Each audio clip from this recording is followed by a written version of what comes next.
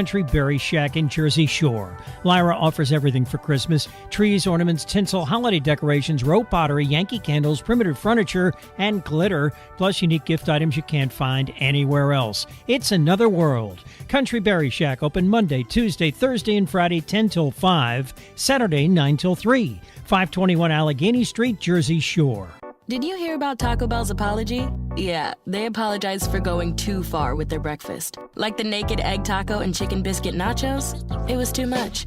All you need in the morning is tasty, simple food. Like the breakfast crunch wrap. Fluffy eggs, melty cheese, sausage, crispy hash browns, wrapped in a warm tortilla. Or, as some call it, a breakfast crunch thing.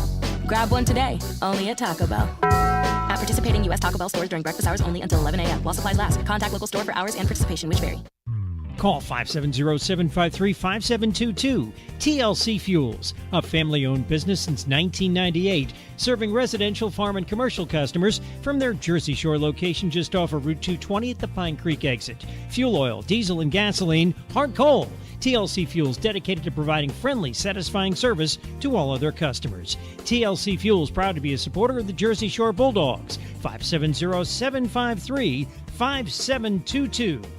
It's Bear Country 99.9 FM. Welcome back. Week 12, Nate Carpenter, Doug Byerly. We're going to break down some things right now. Let's talk, Doug, what you want to talk about the scores and how Selinsgrove got here tonight. And we'll run first through our sponsors.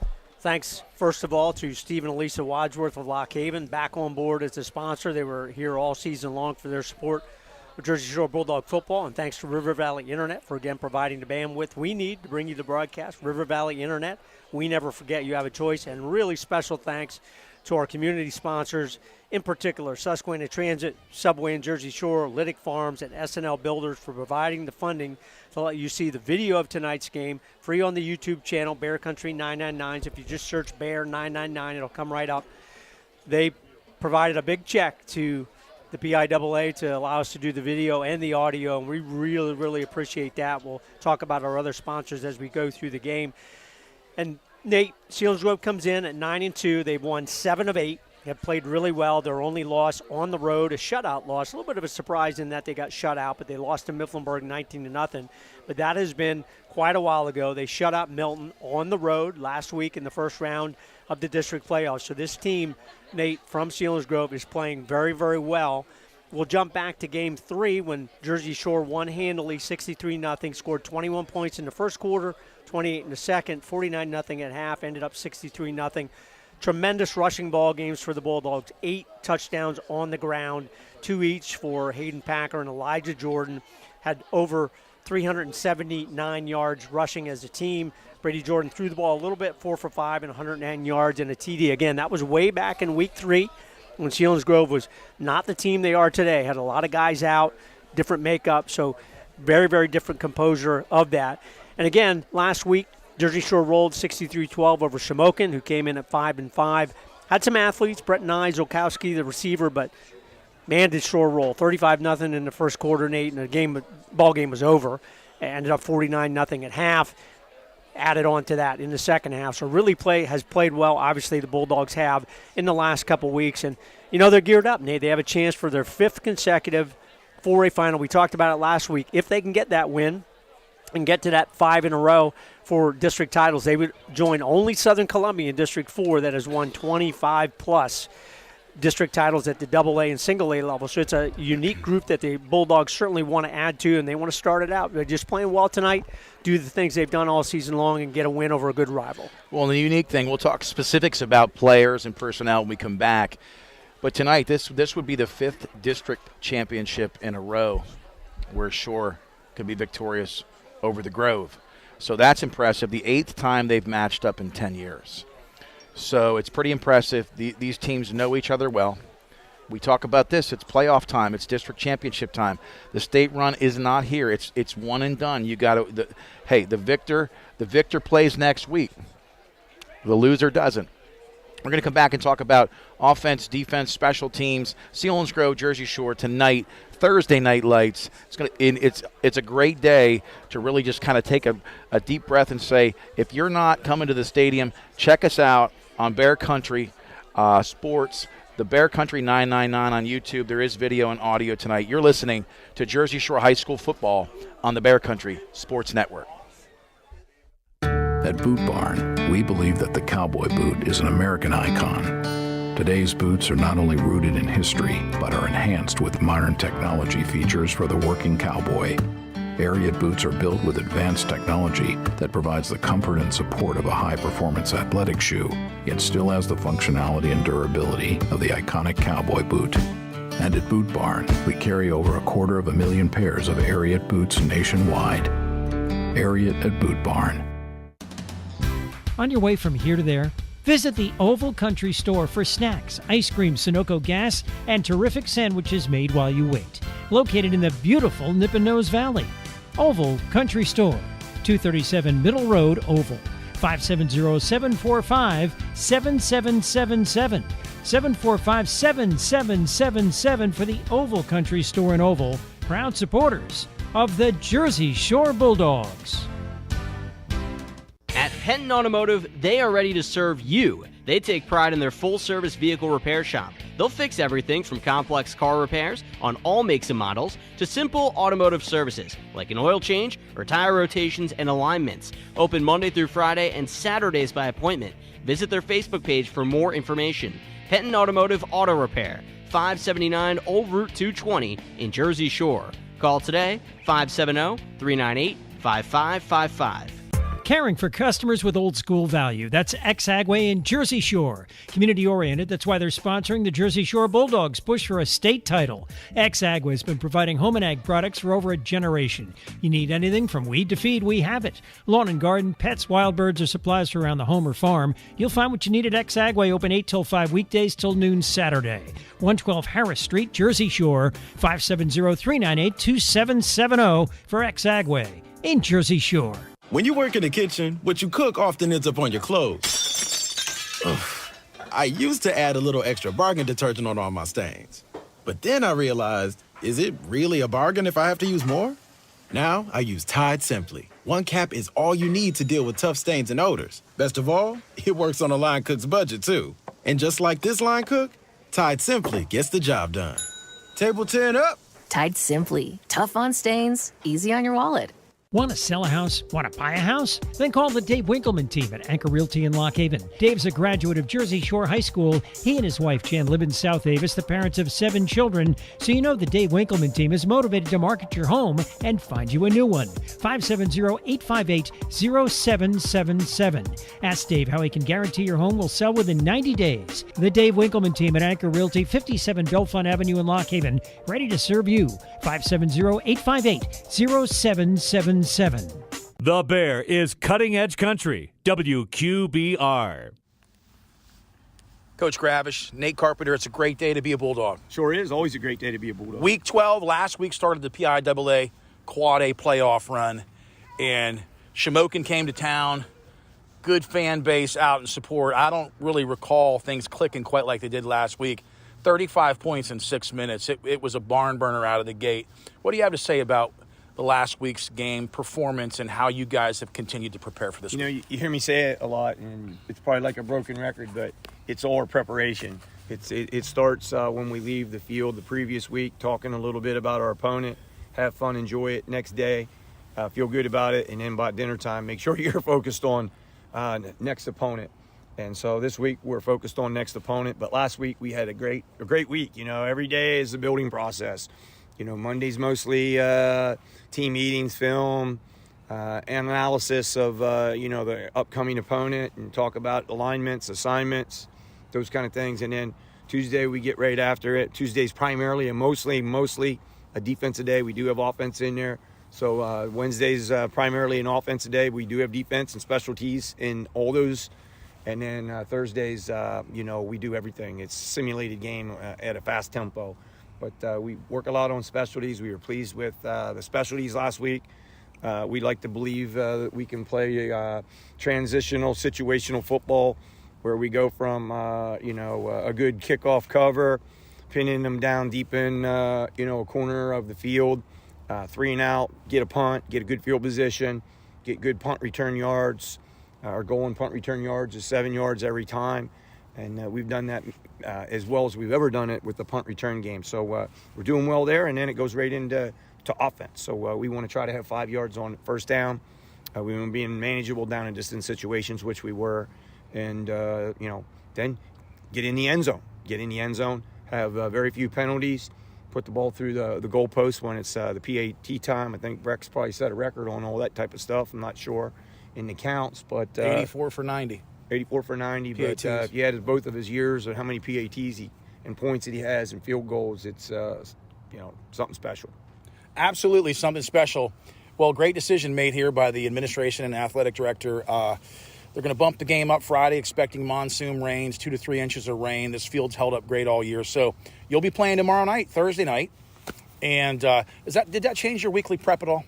A little wee bit, today is traditionally, we're treating today as it's Thursday. We've been almost talking today's Thursday, tomorrow's Friday with the guys. Do the same thing that you do on Friday, tomorrow's Friday game day.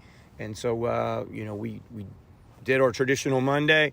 And so we had to do more on Tuesday than, both offense and defense, kind of a combined mesh job. And today we do simulated games. So I think our guys are ready. They're focused.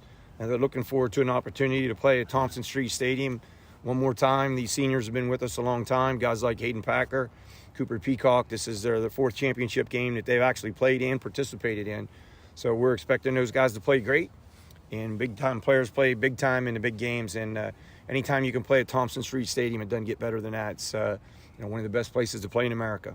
It is absolutely, by and large, Friday night under the lights. This week, again, Thursday night, 7 p.m. So this week, I was told it's 8 times in a decade that you'll play Selinsgrove.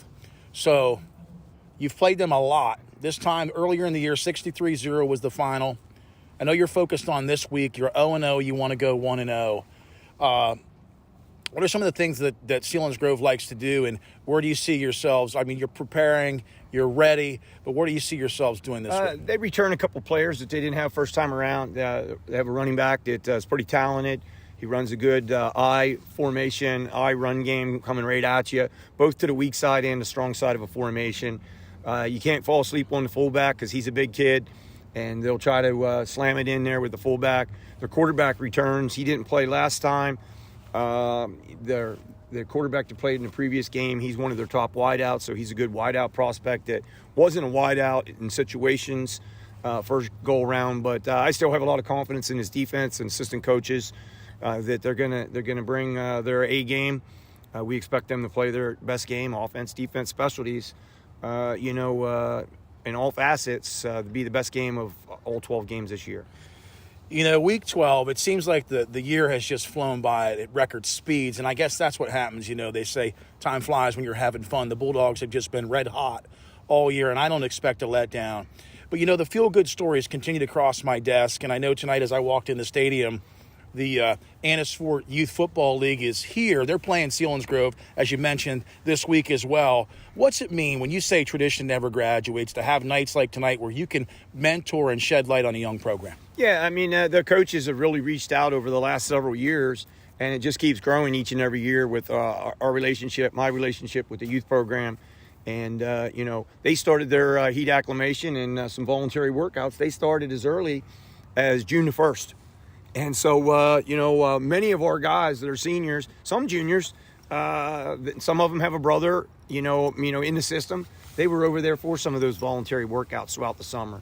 And we invited the coaches to come and watch some of our workouts. Some of those kids that were here tonight actually watched some of our, July workouts before summer camp. So we've been there. We've been to their games, and we wish them nothing but the best. And they ask, hey, can we say good luck to the varsity Bulldogs on Wednesday night?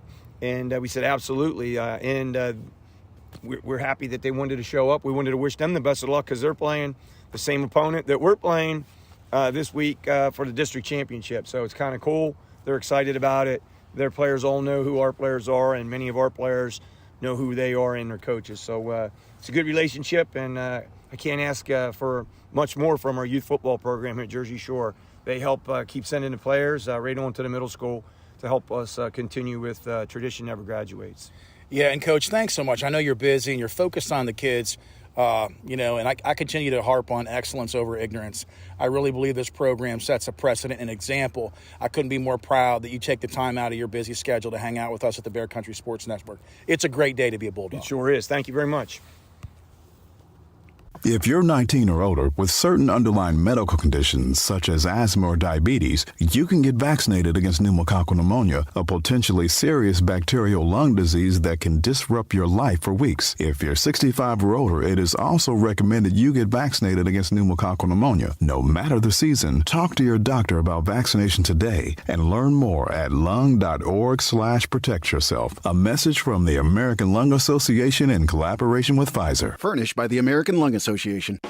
B.A. Meixel is a local residential, commercial, and industrial electrical contractor.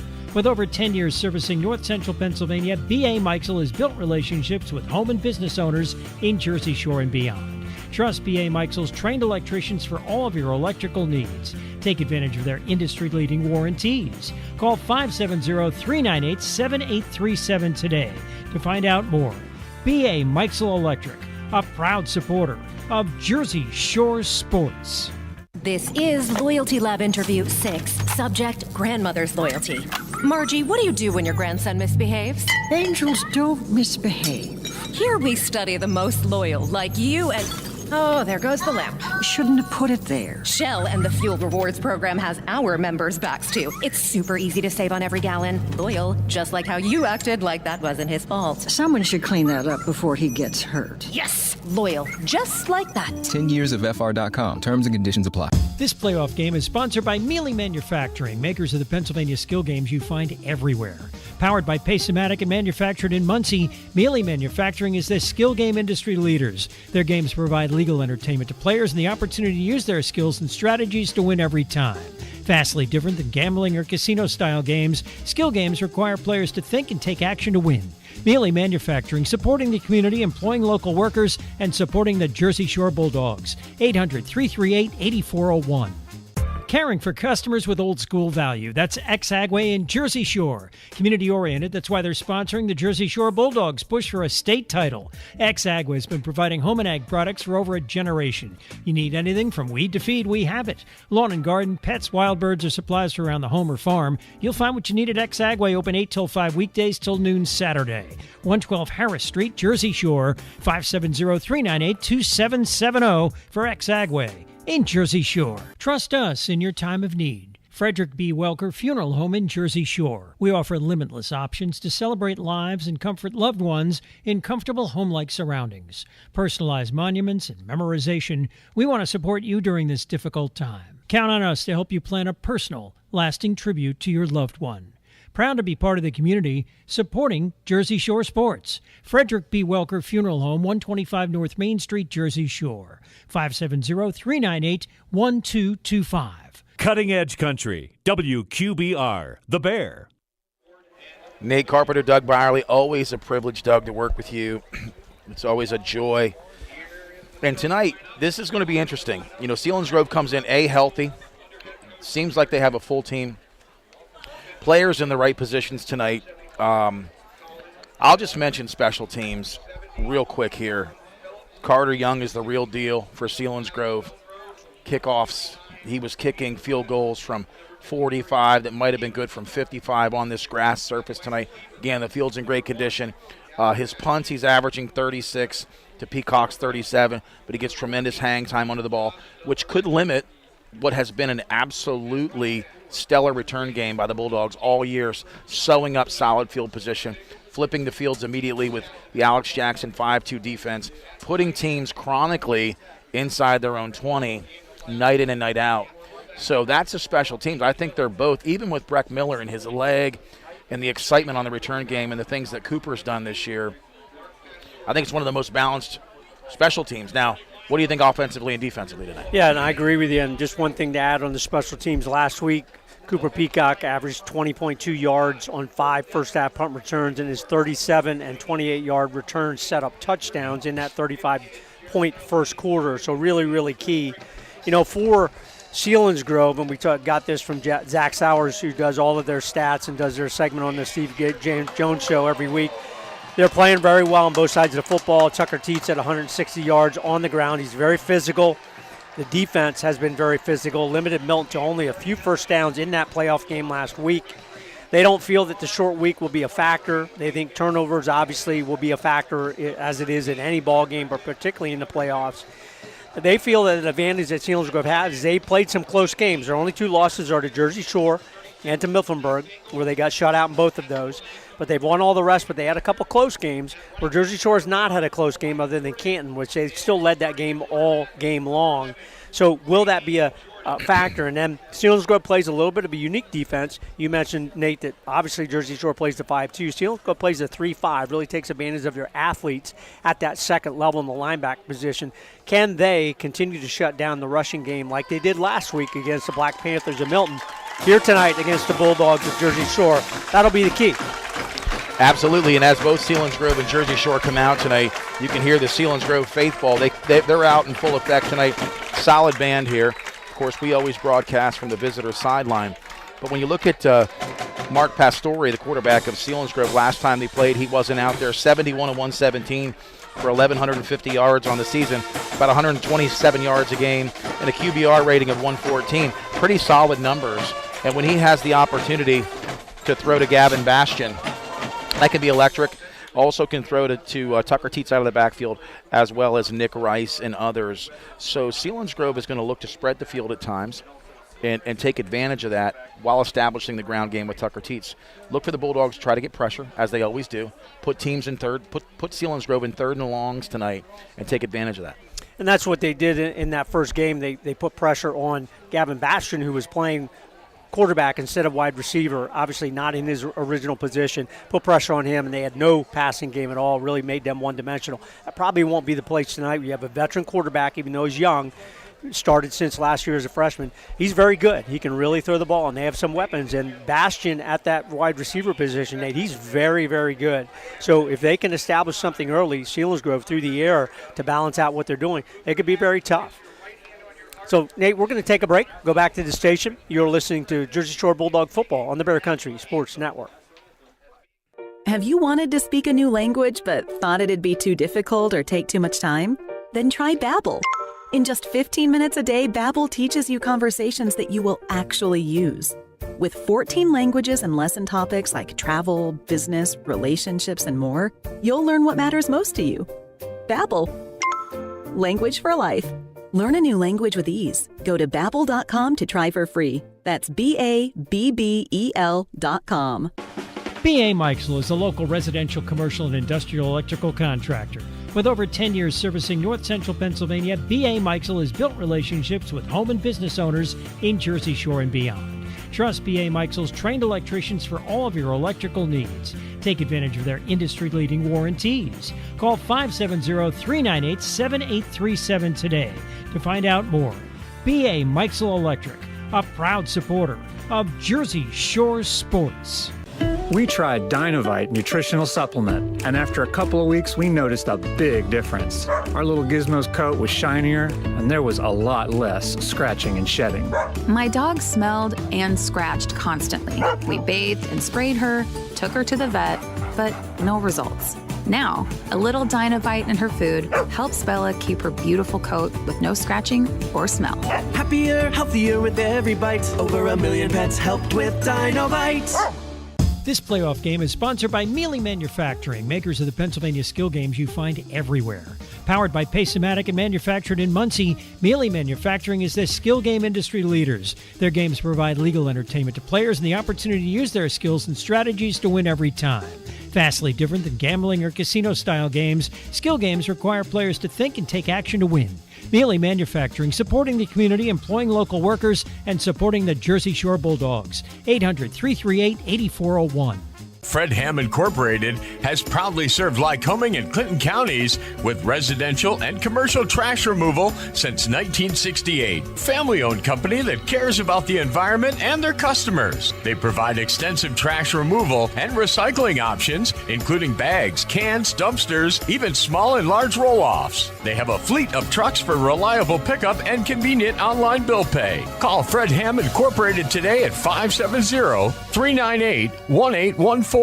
A message from Rurick Carpenter Funeral Home in Jersey Shore. The loss of a loved one can leave you with a lot of unanswered questions, feelings of stress and anxiety and grief that makes life difficult to handle. Depend on us. We'll guide you through all aspects of the process with dignity, compassion, and respect. We're proud to be family-owned and dedicated to the care of those we serve. Rurick Carpenter Funeral Home, 1002 Allegheny Street, Jersey Shore. Call 570-398-1730. Online at rurickcarpenter.com. WQBR, The Bear, Cutting Edge Country. What an exciting night, Doug Byerly. We have been looking forward to this all season long. Fortunately, 9-2. Selinsgrove now comes in, I believe, at 10-2. The Bulldogs 12-0. But tonight will be the tale of two different cities in the standpoint that this is not going to be like the first matchup. Selinsgrove very healthy. Brings out the captains, number 2. That's Corey Rumberger. Number 75, the house of the man, Colin Melhorn, 6'3", 307. And number 7, the receiver who's sneaky fast, Nick Rice, 5'8", 175. And for the household Bulldogs, you've got number 2, Cooper Peacock, number 11, Brady Jordan, number 44, Hayden Packer, and number 68, the center of that line on defense, Zach Rooney. Let's see who gets the toss here, Doug. The officials are going to signal. So Nate, Jersey Shore, as last week, again, we don't know if they won the toss and elected to receive or if Selinsgrove deferred. Chris Massey says that they did win the toss, took the football, which turned out really well for him last week. So we'll look at the offense first. Dirk Stetz, Dyson Delaney, Palski, Owen Vanderuff, Zach Rooney up front, Connor Griffin, Peyton Samar, Dathan Tyson, Cooper Peacock are the receivers. Brady Jordan, Hayden Packer, Elijah Jordan will come out here in just a minute. Deep, Cooper Peacock and Elijah Jordan for this kickoff, and we expect it to be a good one. You talked about it, Nate. The kicker for Selinsgrove is very, very good. Carter Young, Jr., one of the best kickers we saw overall. Maybe the best kicker because he's a kicker and a punter. He's probably a better punter, probably a college-level punter already. So it'll be interesting here.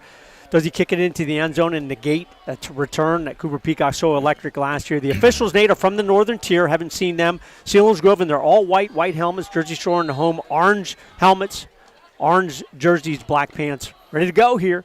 District 4 4A final. Here we go, the District 4 Quad A championship game here at Thompson Street. Jersey Shore Bulldogs.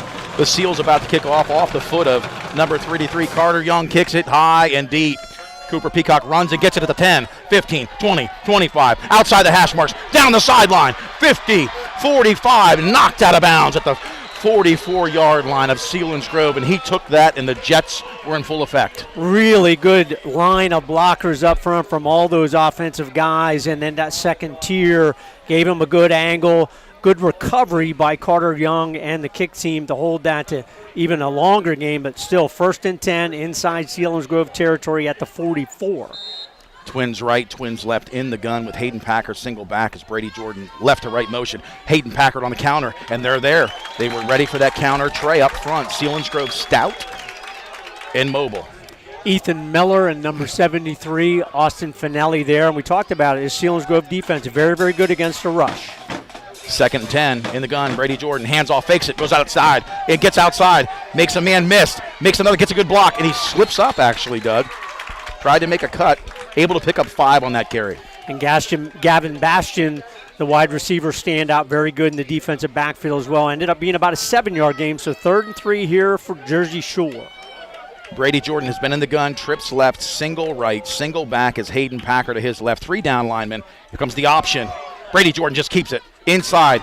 Doesn't look like he got the stick, Doug. We're going to have to see.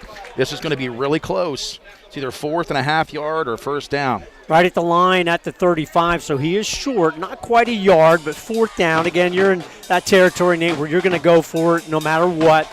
Be the play call here. Will they be able to get a push off the line on 4th down? Twins right, twins left. Motion right to left. Samar slips up. Goes over to the trip side. Hands off to Hayden Packard up the middle, and he gets stoned, Doug. He's not going to have the first down. And didn't really even use the counter trade there, but that's a really great play by Ethan Miller, and he's their lead guy on the defense. They got the push, filled that hole really well. So the first foray, Nate, goes to the Selinsgrove defense against the Jersey Shore Bulldog offense. They turn it over on 4 downs. So the Dogs right there literally try to go between tackles. They struggled in between tackles. Their best performance on that first series was outside tackle with the legs of Brady Jordan. 1st and 10 in the shotgun. Pastore pitches it left. Good blocking up front. Picks up about 3 to 4 yards on the carry. That's number 3, Tucker Teets. A good lane, and again, this Selinsgrove offensive line has really played well the second half of the season. They believe they can run the football very, very effectively against anybody. And we have to mention Gabe Andrus out of the game. Max Engel gets to start. Gabe banged up a little bit in that game last week against Shamokin. So the Bulldogs in the 5-2. They're going to run a short slot, twins to the right. In the gun is Pastore. Hands off immediately to Teets. Teets tries to bounce it outside. He's going to be met by number 23. Dathan Tyson comes up and lays the wood. And Dathan has become such an effective player on the defense. Very, very solid against the run. Good pass defender as well, but they're not fooled at all. Tucker Teets really kind of runs out of that I-back position. They don't do a whole lot of cross stuff. They rely. He's a very speedy guy. You get him out there, he can take it to the house on anybody, but really good reaction there by the Bulldog defense. So it's going to be a 3rd and 7 or a long 7. This is where we're going to have to see if Pastore goes to the play action or he goes vertical quick. Single back, twins right and left. Snap us back. He's going right to the flats. It's batted down. Picked off. It's picked off. That's Tate Sechrist. Inside. He's taking it to the house. He's inside the 10. 5. Touchdown. Tate Sechrist. No flags on the play. Well, it's interesting. That was either a fumble or an interception. I don't think it hit the ground, Nate. We couldn't see it hit the ground, but either way, they're not calling that back. Pastore was saying, I was throwing that. That hit the ground. That's a fumble, but I don't think the officials agree with that at all, and they were right there. What a great return and run by Tate Sechrist. Doug, I called it as I saw it. Everything happened so quickly right there. It was absolutely incredible. Snaps back. Kick is up.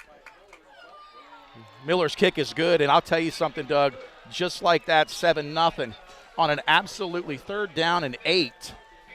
The Dogs dialed it up on the 5-2-4 front. And that Tate Sechrist, we've talked about him, the all-state potential, electric pick to the house. He had the punt block last week and then the return, scoop and score. And that's what they want to do, Nate. Any high school or college team, if you put pressure on a quarterback right in his face, that is really tough. And even though Pastore is very good and can throw the football, you get that pressure in the face, so something bad's more than likely going to happen. And you know Alex Jackson and the defensive coaches know that, and they're going to try that. Selinsgrove will have to do something to give Pastore a little bit more. So the Bulldogs shut down on offense, Nate, but they turn it right around in the defense and score. That's the way to turn the momentum back in your favor. And, credit to Pastore. He was trying his best to get that throw forward, but it was batted down. Breck Miller's going to kick this one off. He's going to squib it. It's to the left side. He likes that side. Picked up by number 3, Tucker Teets, up the middle. Teets makes a man miss. He's off to the races. Breck Miller's going to find a way to chase him down. Big return by Tucker Teets. And we talked about this, Doug. He found a seam. They blocked well up front. And I give credit. Selinsgrove special teams has always blocked well in that inner wedge. Well, we talked about special teams being a factor on both sides, particularly for the Bulldogs lately. But there, Tucker Teets, he can get an open field. He can outrun anybody. Great play there by Breck Miller to funnel him back. But obviously, Selinsgrove regains some of that momentum with the big kickoff return down inside the Bulldog 20 to the 19. Again, those kickoffs brought to you by Joe's Equipment all season long. Give them a call. 570-398-1391. We're going to with full house backfield right now, number 44, and Ethan Miller at fullback. There's false start right there. So false start on the Selinsgrove is going to knock him back 5 yards, which is a positive for the Bulldogs. Now, Ethan tried to do the right thing. Ethan Miller from Selinsgrove, he knew he was in motion, tried to go in motion, but the official said, listen, you stopped and started from that position. Can't do that. That'll cost you 5 yards. So a little bit of momentum back for the Bulldogs. Right here, you're dialing it up if you're Alex Jackson in the 5-2 Bulldog D. So it's Mark Pastore. Pastore in the gun. I formation, singles right and left. He goes back. He's going to throw to the flats immediately. It looks like it hits the ground, but no, they're going to call it a catch. Bulldogs will take that all the time, even though that's a catch. You don't want Bastian out there one-on-one, even though it's against Connor Griffin. I think he lost a couple yards on that play, and he did. So the Bulldogs obviously will take that result of that play anytime, sets them back even a couple more yards in the 2nd and 14. So 2nd down and 14. Selinsgrove trying to dial something up after that electric kickoff return by Tucker Teets.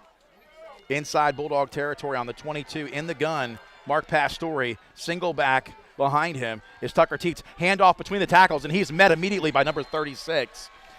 That's Max Engel taking the place of Andrus tonight from that defensive end position. Luke Springman as well at the bottom of that play, but Max getting really his first start, replacing Game Andrus, and we all know Max has the athletic ability to really be a factor. Got to think, Nate, he's really excited to be on there with the first team right from the opening bell tonight. So right here, I believe they're inside field goal range for their kicker. At the same time, with 3rd and 14, these 3rd and long, Selinsgrove looking to convert. Pastore in the shotgun, Teets behind him. They're going to throw to the flats. Pressure, and he's brought down at the 33-yard line, and that may have taken him out of field goal position. Big Zach Rooney coming right off the nose guard. You know, and if you're Mark Pastore, Nate, as a veteran quarterback, again, I believe he's only a sophomore. He's a junior now, but he's been playing since his freshman year. You got to throw that away. He was moving out of the pocket. You can throw that away, and that really hurts him because that takes him out of field goal range for sure. Punter will come in and try and pin Cooper Peacock deep. Well, and all year long, Carter Young's been tough. The Dogs have to watch against the hard count and the fake kick right now with the direct snap to Teets. The snap is back. The kick is away, and it's a low liner out of bounds inside the end zone. A big break for the Bulldogs. He was looking for the inside the pylon. He has several inside the 20 this year, but that's a bad break for Selinsgrove. Good direction there by Carter Young. Just a little bit too much air underneath it. And you're right, Nate. The Bulldogs will take that. You give up the big kick return, all the momentum, but then you get the penalty. You get the big sack by Zach Rooney, force him to punt. Bulldog offense back on the field, ready to go. So right now under center is Brady Jordan. 2 backs behind him. Motions left to right. Fakes the count. It's counter off the middle. And they have an answer. They've also had people not only in position, but they're making that tackle. They're going to that counter a little too frequently tonight. Like to see them try to get outside a little bit here, Doug. Corey Rumberger, good tackle there for the Selinsgrove defense. 2nd and 9, Brady Jordan under center. Going to look immediately up top. Well covered. Looking for the intended receiver. I believe that was Peacock. That's Griffin, I'm sorry. Looking for Connor Griffin, but well defended. One-on-one there with the coach's son, Caleb Hicks. He's a very good defensive back, has a couple INTs this year and a couple returned for touchdowns as well. So 3rd and long here for the Bulldogs. Dogs facing a 3rd and long, something they haven't seen a whole lot this year. Up 7-0, 6:26 in the first quarter. Snaps back to Jordan. Jordan goes right to the flats. Well blocked. Up the middle goes Peacock. He's electric. Across the chains. 1st down, Bulldogs. That's a nice play, not really something we've seen a whole lot this year, just kind of that wide receiver screen. Got Zach Rooney out in front with the big block to spring him for a 1st down. That's a great conversion on 3rd and about 8. And you're right, Doug. They're pulling out some wrinkles. They're going deeper in the playbook. Brady Jordan in the shotgun, 1st and 10. Single back to his left. He's going to roll left. He's going to try and keep it. He's pressured, and he's sacked for a loss. That's going to be a loss of probably 3 to 4, Doug. And Tucker Teets comes up from his defensive back position. So both of these teams have a lot of guys going both ways. Not surprised, Nate. The Selinsgrove defense has played really well, and they have athletes. And now that 3 to 5, you have a lot of athletes coming from that 2nd level, free, able to make plays. So dual twin packages, dual sidecars. In the gun is Brady Jordan. Left to right motion. Fakes the handoff. Jordan's going to keep it up the middle. Gets vertical, gets some of that yardage back, and then maybe 1 or 2. Here we are again, though, Doug, another 3rd and long. Ethan Miller, their leading tackler there. Othod as well. Solid guy from the defense. Good hole there, but closed very quickly by those linebackers in that 3-5 defense. 3rd and 9. They've seen this before. Jordan in the gun. Snap is back. Fakes it. He's going to roll. He's going to pass it to the flats. Oh, dropped. Perfect pass. in and out of the hands of Connor Griffin. Not something we've seen much all year. Jordan made a great decision. If Griffin catches that, it's at least a first down. Had the option on the run. I think he kind of surprised Connor Griffin. Thought he was going to run it, and then he pulled up and threw it to him. Still a pretty good delivery. You know Connor Griffin will make that catch 99 out of 100, but that one falls incomplete for the incompletion. Peacock on to punt for the Bulldogs on the 34-yard line of Selinsgrove. Snap is back. Punt is away. It's a low liner. It's rolling. It's picked up. Immediately tackled. So really what looked like an ugly punt gave Selinsgrove no opportunity to return on that. One of the few times we've seen Connor Griffin not get that up, and he's limping a little bit, Nate. Not sure if he caught that one off the ankle or something. He's going to come off on this play, replaced by Elijah Jordan. So I'm not sure if he hurt himself when he came down on that punt attempt. Well, I wasn't going to mention it, but he was stretching out a little bit after the first series, Doug. It might have even been that opening kickoff when he ran full effect. He's been trying to stretch that hamstring out all night, which is not a good sign for the Bulldogs. 5 minutes to go. Under center, Pastore, hands off to the second back, Tucker Teets, and he is met. Rooney is there in the center of that line, regardless of the lead blocker. Maybe a gain of 1 on that play. Tate Sechrist, Luke Springman also at the bottom of that pile. Max Engel coming in very active in his first start of the season. Dirk Stetz at the bottom, really stout defensive line. Tate Sechrist, Luke Springman, Zach Rooney, the general Dirk Stetz, and now Max Engel. See if they'll be up to the task here on this 2nd and 8. So Peacock steps out, Elijah Jordan in at safety. 2nd and 8, under center. Pastore going to look right away to the flats. Batted again in the air. Good vertical leap that time. I believe that was that was 33. That was Stone Sechrist. Not the most tall individual, but he got vertical. He's played so well the second half of the season, really has picked up that trait led by Connor Davis last year. Tate Sechrist does it well, but got the good rush on that side of the ball. Nate saw where Pastore was going to go and got the hands up for the deflection. And Selinsgrove has always been really good at dialing up screens, some slips, some bubbles. So we'll see what they do here on 3rd and 8 from their own 36. Pastore in the gun, 2 backs to his left and right. Snap is back, immediate to the flats. That's caught by number 1. He knocked out of bounds. They're going to mark him out really close to the sticks, Doug. Well, if he's where the referee is on this side, he's short by a yard, maybe a half a yard, but you're in your own territory. If you're Coach Derek Hicks, I'm not sure if you take the chance. Maybe you try and draw him off sides, Nate, but I think you look to Carter Young and punt this one away, try and trade some field position. But they'll go with the hard count here. Well, the Bulldogs without Cooper Peacock on this punt return as he's sidelined for the moment.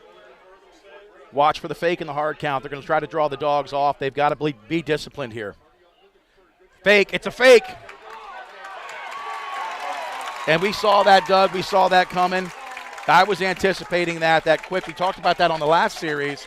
But with only a yard to gain, hard to defend that.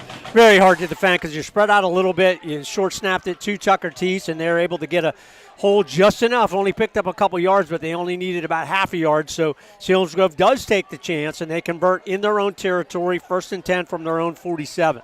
3:45 to go here in the first quarter. Dogs up 7-0, 1st and 10. After that first down on the fake punt, Selinsgrove. Mark Pastore in the gun. He's going to go left to Tucker. Tucker Teets makes a man miss, gets outside, able to throw off and shed a tackler and pick up 1. Made the general Dirk Stetz miss in the backfield on that initial move. Picked up a yard, so a good transition. If you're Selinsgrove, would have been a loss of 3 or 4. Turn that into a positive gain. Looking for the Bulldog defense, again, to be stout here, to be really solid against the run, force them into a 3rd and long. So 2nd and 9, just shy of midfield. Selinsgrove in the shotgun. Mark Pastore, single back, twins left in the short slot. Hands off immediately to Tucker Teets up the middle, and he is met and just thrown back by Hayden Packard and Tate Sechrist. Really solid Tate Sechrist at the bottom. Hayden Packard going for the 2-legged takedown there. Hold him to, he still got a good push, still got a gain of about a yard, but had an initial hole there, so solid against the run on that play. I call it generous on the spot, is what I call it. But anyway, 3rd and 7, Selinsgrove. They've looked to the flats quick, 2 passes batted down. Mark Pastore in the gun, 2 backs behind him. Snap is back. Look to get to him. He is snowed in, and they're going to call a hold. Oh, there had to be a hold because Tate Seacrest had that defender there on the back, almost on his back, and Mark Pastore's face there, and a good rush from the other side. Again, very physical on both sides of the football. They are hitting it hard. Tom Gravish is saying, we're turning that down. We want to force them to punt this one away. Yeah, and right now the Dogs were taking advantage of on that last 4th and short. They were able to convert. But, again, when you have Tucker Teets and you have number 7, Nick Rice, in the wide out /slot /short back, you can take advantage of that. Back to punt this time. It's a 4th and 14. Number 33, Carter Young, kicks it. Excellent punt off the foot of Carter Young.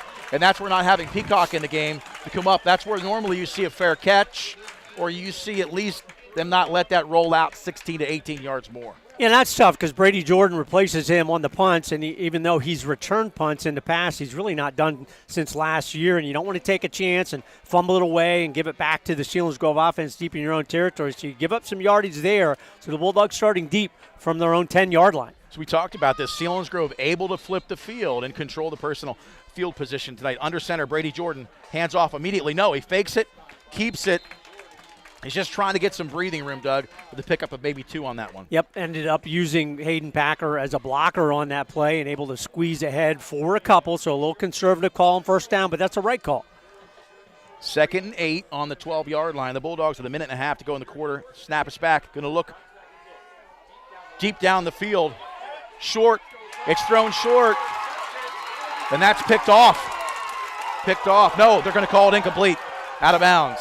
So one-on-one, Caleb Hicks against Connor Griffin. They're both battling for the football, and that's a tough throw. It's all the way across the field. We talked about that last week. That's probably a 50-yard throw across the field. The official was right there, and he said, nope, that ball hit the ground. It's not like the pros where you can hit the ground and still maintain control. Going to call that incomplete, 3rd and long. The third time tonight, 3rd and long. Brady Jordan under center, hands off to the I-back. It's Elijah Jordan up the middle, gets out over the 20. He's going to be close, Doug, but it looks like he's going to be short. Well, he is very, very close. I think he got it, Nate, from this angle. I thought when that referee came out outside the 20, almost to the 22, that was a conversion, and it was. Trying to get into the fast car. That is a big first down across the 20-yard line. Dirk Stetz. I won't comment on that. We know what it is. Dirk Stetz going off right shoulder. Under center, fakes the pitch. Counter that hasn't worked all night. But Packard able to pick up a couple yards. Good solid change of direction there by Hayden Packard. Normally he's going to break that out. There he broke it back in to pick up a couple yards. A little jaw in there at the end of the run there. Hayden Packard was not happy with something being said at the end of the end of that play. 2nd down and 7 on the 24-yard line. 40 seconds to go in this first quarter. Under center. Officials blow a whistle. Looks like they're calling for a timeout. Yep, Selinsgrove calling the timeout here. Coach Derek Hick goes right to the official. He wants to talk to the official. I don't really think you're allowed to do that, Nate, particularly since you're not talking to the referee. So that guy's not going to make any change there. So the Bulldogs will get a chance with the general going out of that. Cooper Peacock's coming into the huddle at least, but he's got an ice bag wrapped around the knee area, so you don't think he's coming back in the ball game. So Dirk Stetz replaced. And again, Dyson Delaney, Owen Vanderuff in the ball game all season long, and I think Owen is replacing Dirk Stetz at that right tackle position. And we talked about this, Doug. The Bulldogs able to come through weeks, 12 weeks unscathed, so to speak. And we've already seen Cooper Peacock tonight, Dirk's general stats take a breather for whatever reason. They're not at full strength right now. 35 seconds to go, 2nd and 7 on the 24 of the Bulldogs. Under center is Brady Jordan. Elijah Jordan is deep. Hayden Packard is the up back. And so we have Palski, Vanderuff, and Zach Rooney on the right side of the offensive line. Rolling left, throwing to the flats, a rifle. It's Connor Griffin. He breaks a tackle down the sideline. Tackled out of bounds down near the 40. That was a laser beam to the flats from Brady Jordan. Ryan Gavison for Selinsgrove coming over to get in on that tackle at the end, but really good pattern there by Connor Griffin. Kind of broke that off, and Brady Jordan saw him for the completion. Fast car, Jordan under center, hands off immediately to the second back. Elijah Jordan immediately tackled by number 44. Great tackle on the play by Ethan Miller. And Ethan Miller's very good. He's our leading tackler. He's very athletic, and that'll be the last play of quarter number 1. Bulldogs going to go in leading 7-0. Oh, they're going to get one more off here, Nate, before the quarter ends. I formation, right to left goes Dathan Tyson. Snap is back. Immediate handoff to Hayden Packard up the middle, and he rolls. He rolls for about 4 to get back that loss of 1 and pick up 3. That's the end of the quarter, Doug. You've been listening. Bulldogs up 7-0. Jersey Shore High School football on the Bear Country Sports Network. Close to 40 years serving the Jersey Shore area community, All Round Tire, your hometown service and tire sales center. Family-owned and operated, All Round Tire features Cooper and many other tire brands, including Michelin and Firestone. Make us your first choice, not only for passenger light truck, farm, and ag tires, but also for service, brakes, exhaust, belts, and hoses. And we offer the only vulcanized flat repairs in the area. PA State Inspection 2, open weekdays 8 till 5, Saturday till noon, All Round Tire, Cement Hollow Road, Jersey Shore. WQBR 99.9 FM. The Bulldogs starting this drive off on their own 10-yard line, able to get out across the 50 on the Connor Griffin catch, and it was a big catch. Well-thrown, executed pass from Brady Jordan, rolling left. So the Bulldogs right now, they will be on the 38-yard line of Selinsgrove, facing a 3rd and 6. Might be in 4-down territory here, Nate. I would think you'd take a chance if you get it to 3rd and 3, 3rd and 4. In the shotgun, Brady Jordan single back is Hayden Packard. They're gonna roll left again, throw flats immediately. That ball is high. That ball is airmailed. So with no yards on that pickup, it's interesting to think what Tom Gravish might consider doing here. Obviously, with a 4th and 6, they're going to put Breck Miller back to punt. Yeah, I was just going to think if you're going to punt this one away, who takes Cooper Peacock's place? I would think Breck Miller. He's a kicker. He can probably convert. Probably has thought about that.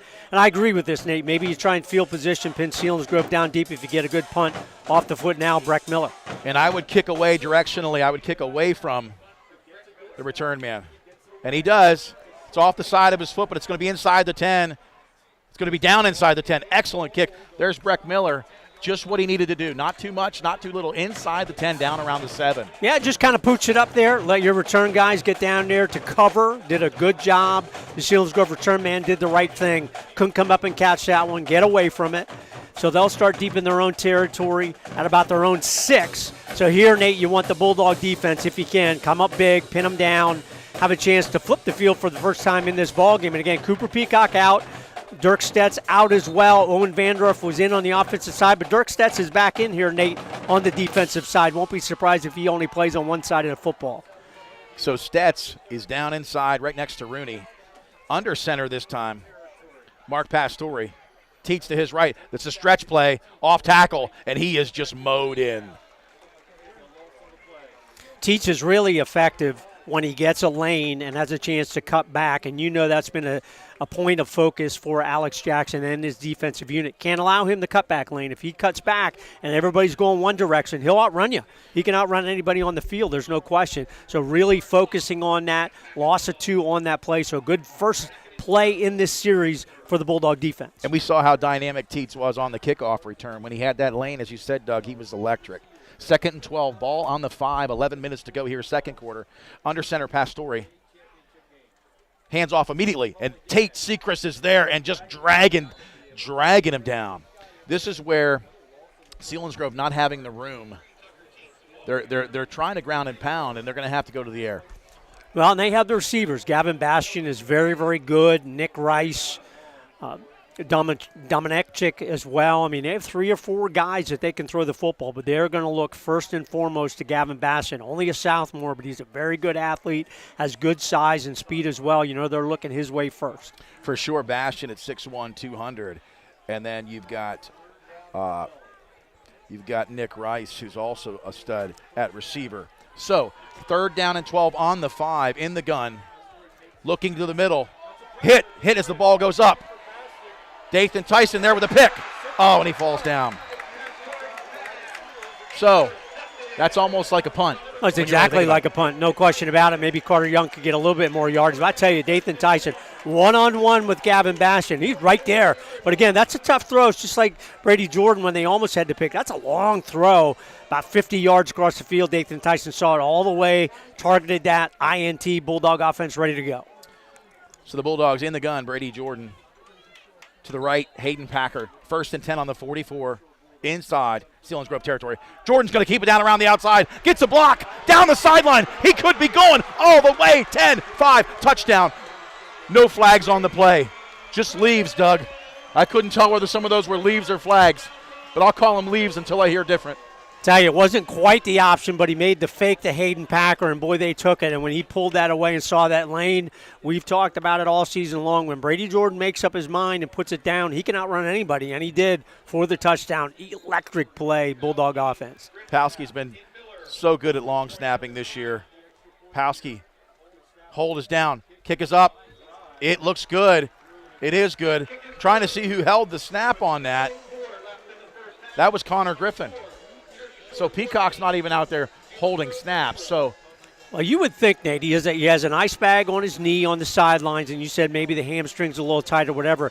If you can do anything you can to keep him out of the ball game, you're going to keep him out because, hey, you're only up 14-0. Selinsgrove has the ability to score and get back in this ball game, no question about it. We're not saying this game is won by any stretch of the imagination, but if you're Tom Gravish and his staff, you're saying, hey, Cooper Peacock, if we can keep you off the field and we can get some other guys some snaps or we can get you healthy for next week, first round of the States, that is what we're going to try and do. Hate to not see him in there, but that would be the right move. And you know he's angling to coming back on the field saying, Coach, I'm ready to go, and Coach is trying to keep him off. Yeah, Coach needs to exercise selective hearing there and just simply say, I'm sorry. Can you hear me now? No. And Cooper's had such a great year. Breck Miller did make the PAT. That's now 86 of 92 on the year. Miller's going to directionally kick this again to Teets. It's going to roll down. It's going to roll. It's going to sit at the 3. Teets has to return it, and he is mowed in by Dathan Tyson. That ball sat at the 3-yard line like it had a magnet under it. You know, we saw that a couple weeks ago when they used the squib-type kicks, particularly at Canton, where they didn't kick it deep at all, and you would have to think Selinsgrove thinks, hey, that's going to go out of bounds. He kicks him so hard, but boy, he got some good spin there. And as always, great coverage by the Bulldog special team. Pin Selinsgrove deep again. They're starting this drive from their own 11. Bastion does show signs of having an excellent arm at quarterback. Through that last pass about 50 yards, Dathan Tyson able to intercept it. 9:58 to go second quarter. Dogs up 14-0. Starting at their own 11, 1st and 10. Pastore in the shotgun. It's going to hand to Teets. Teets cuts back. We talked about that, Doug. A nice cutback by Teets. Exercised a little bit of hesitation and was patient on that run. He's a very patient runner, and that's what he looks to do. They look to get a hole one way, get everybody moving one way, and then he cuts back, and that's a big gain on first down, about 8. So second and short here for the Selinsgrove Seals. So the Dogs right now in the 5-2. Big pickup on first down there for Selinsgrove. 9.5 to go here in the second quarter. Pastore, the quarterback, in the shotgun. Tucker Teets behind him. Motion right to left. Goes Rice. Pass to the flats. Immediately caught. It's the hook and ladder. Fumble. And Tucker Teets took one on the chin that time. Selinsgrove trying to go to not really a little razzle-dazzle because that's a pretty conservative toss. But, boy, the Bulldogs, Connor Griffin, he has been so good. He read that well. And I tell you, Nate, he really lays the wood when he comes up. He is a big hitter from that cornerback position. That wasn't veneer either, Doug. That was solid, baby. That was solid. So big hit by Griffin. They tried the hook and ladder. Teets met the Dogs on that last catch. Man-to-man coverage in the gun. Pastore. Teets behind him. Looks like they moved on the line. Goes to the flats. Overthrown. Looked like they had a little false start, but Doug, no flags on the field on that 3rd and 4 is going to bring up 4th and 4 for the Seals. Had the duo of receivers there, Nick Rice and Damaraki. Airmailed that one a little bit, sailed out of his hand. I did think there was movement as well. And again, shout out to everybody listening on YouTube, Bear999, my brother-in-law Dave Zerby watching tonight. Love to see it. Bulldog Nation in full force. Back to receive Elijah Jordan, Brady Jordan, the Jordan brothers, the dynamic duo. The kick is off. The kick is up. The kick is high and deep. Elijah Jordan makes a man miss. Up the middle. He's down the sideline. 30, 25, 20. Cuts back. Inside the 15. 10. Inside the 10. Did you see that, Doug? I saw it. He literally made one man miss and was off to the races. Really, carbon copy. He says, Cooper Peacock, I've been kind of watching you all season long make that move. He said, I can do it as well. Really great move right out here at about the 45-50. Big hole to that side. Almost took it all the way. In the gun, Brady Jordan. They are down to the 6-yard line. Hayden Packer is there. Hesitation. They're going to run the option. Jordan's going to keep it. Cuts back up the middle. Down close to the 5, maybe a half yard on that. He did the wise thing. Selinsgrove stretched that play out beautifully. Ryan Gavison there, really nice play from his outside linebacker position. Good read there. Good play by the Seals defense.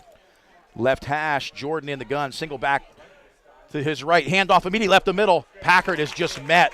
44 again on the tackle, Ethan Miller. So Ethan is getting a yard or two deep in the backfield. Packer not able to get ahead of steam up. He's just running free from that linebacker position. Number 28, Bullington there as well. Samara uncovered in the flats. Jordan's going to keep it. He's going to keep it. Down around the outside. Looks to hurdle it. Met inside the 5, down around the 4. Be interesting to see if Tom Gravish will elect to kick the field goal here, Doug, or keep this deep. They're going to take the 3. Looks like they're bringing Breck Miller on. Once again, Peacock not able to hold. It's Connor Griffin. It's going to be from the right hash.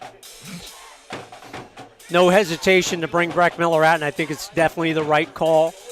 Take the points if you can get them. So this is going to be about a 20-yard field goal. 4th down and 3, 7.5 to go, second quarter. Snap is back. Powski to Griffin. The hold is up. The kick never gets off the ground. The ball never got vertical on the tee, Doug. So if you're Selinsgrove, you're just super happy. You almost gave up the touchdown on the punt return by Elijah Jordan. Bulldogs 1st and goal from the 6, and then you going for the 3 points. And, you know, the snap was there, but Connor Griffin, he does so many things well, but it's just something you haven't done regularly. Not able to get that one down to give Breck Miller a chance to kick that one through. Back to the Bulldog defense, Nate. 7:31 to go here. Bulldogs up 14-0, quarter number 2. And uniquely enough, the ball comes out to the 20, Doug. So in high school football on the missed field goal, the ball comes out to the 20. So let's face it, on that 4th down and 3, everybody says, why don't you go for it? Well, the realize is with Breck Miller, you take the 3, you try to go up 17-0. Missing Cooper Peacock, not getting that hold down was a tragedy for the Bulldogs. 20-yard line, under center is Pastore. Hands off immediately. Good burst. You can see that hole open quick, Doug, and then closed in quick fashion. Good recovery there. Brady Jordan coming up from the safety position. Hayden Packer cleaning it up from the linebacker. 2-yard gain. Tucker Teets, they want to feed him. They feel he's a workhorse for them, and he has that ability when he gets in space to really break one and make a dynamic play, and that's what the Selinsgrove offense is looking for because that'll set up their passing game. As well as this, if you're going to give Teets the ball 20 times a game, he's going to break a couple regardless of how well the Dogs are playing. So they're going to run the algorithms. Under center again, Pastore, 2 backs behind him. Motion left to right is Rice. Quick pitch to the right. It's going to be a pitch pass. Wide open downfield. It's one. Bastion was open. They took a chance. Nearly caught. Outstretched arm. Got to step on Connor Griffin, but again, your running back is throwing the football. Gavin Bastion had to make an adjustment, almost came up with a great catch. That's so hard to defend because you still have to defend a run a little bit, and Bastion comes out after that play. I'm not sure if he's a little more frustrated than banged up, taking a hard one there in the shoulder. Well, it also says a lot about Selinsgrove right now in some ways, Doug. If they can get off the field and get the offense back on, they've tried a hook and ladder. They've tried a halfback option pass. So Selinsgrove really trying to pull out the stops. They realize with 6:40 to go here in the second quarter, they need a score.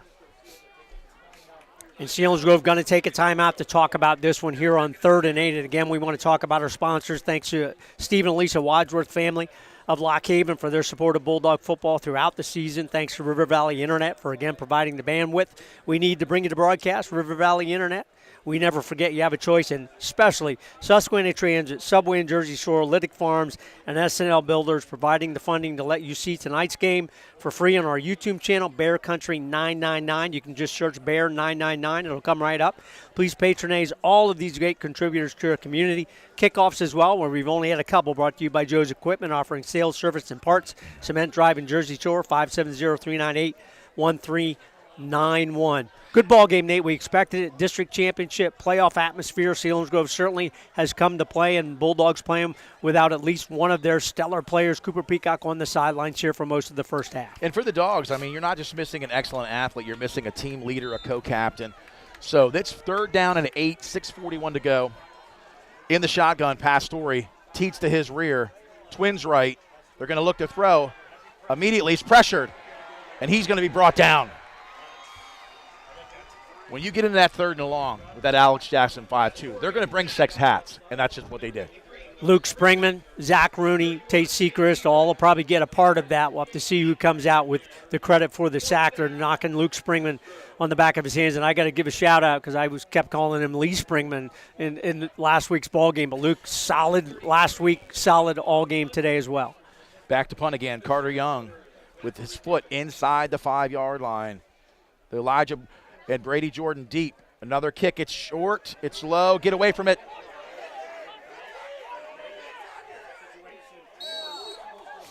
And that's a situation where when you haven't been back to catch a lot of punt returns, you let that ball roll out. You don't even touch it.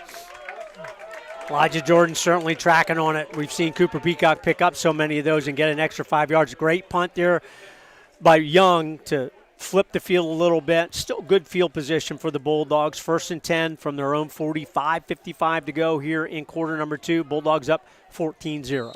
Where Brady Jordan's had so much success is not running that option out, but making a decision to cut up midfield around the tackle mark.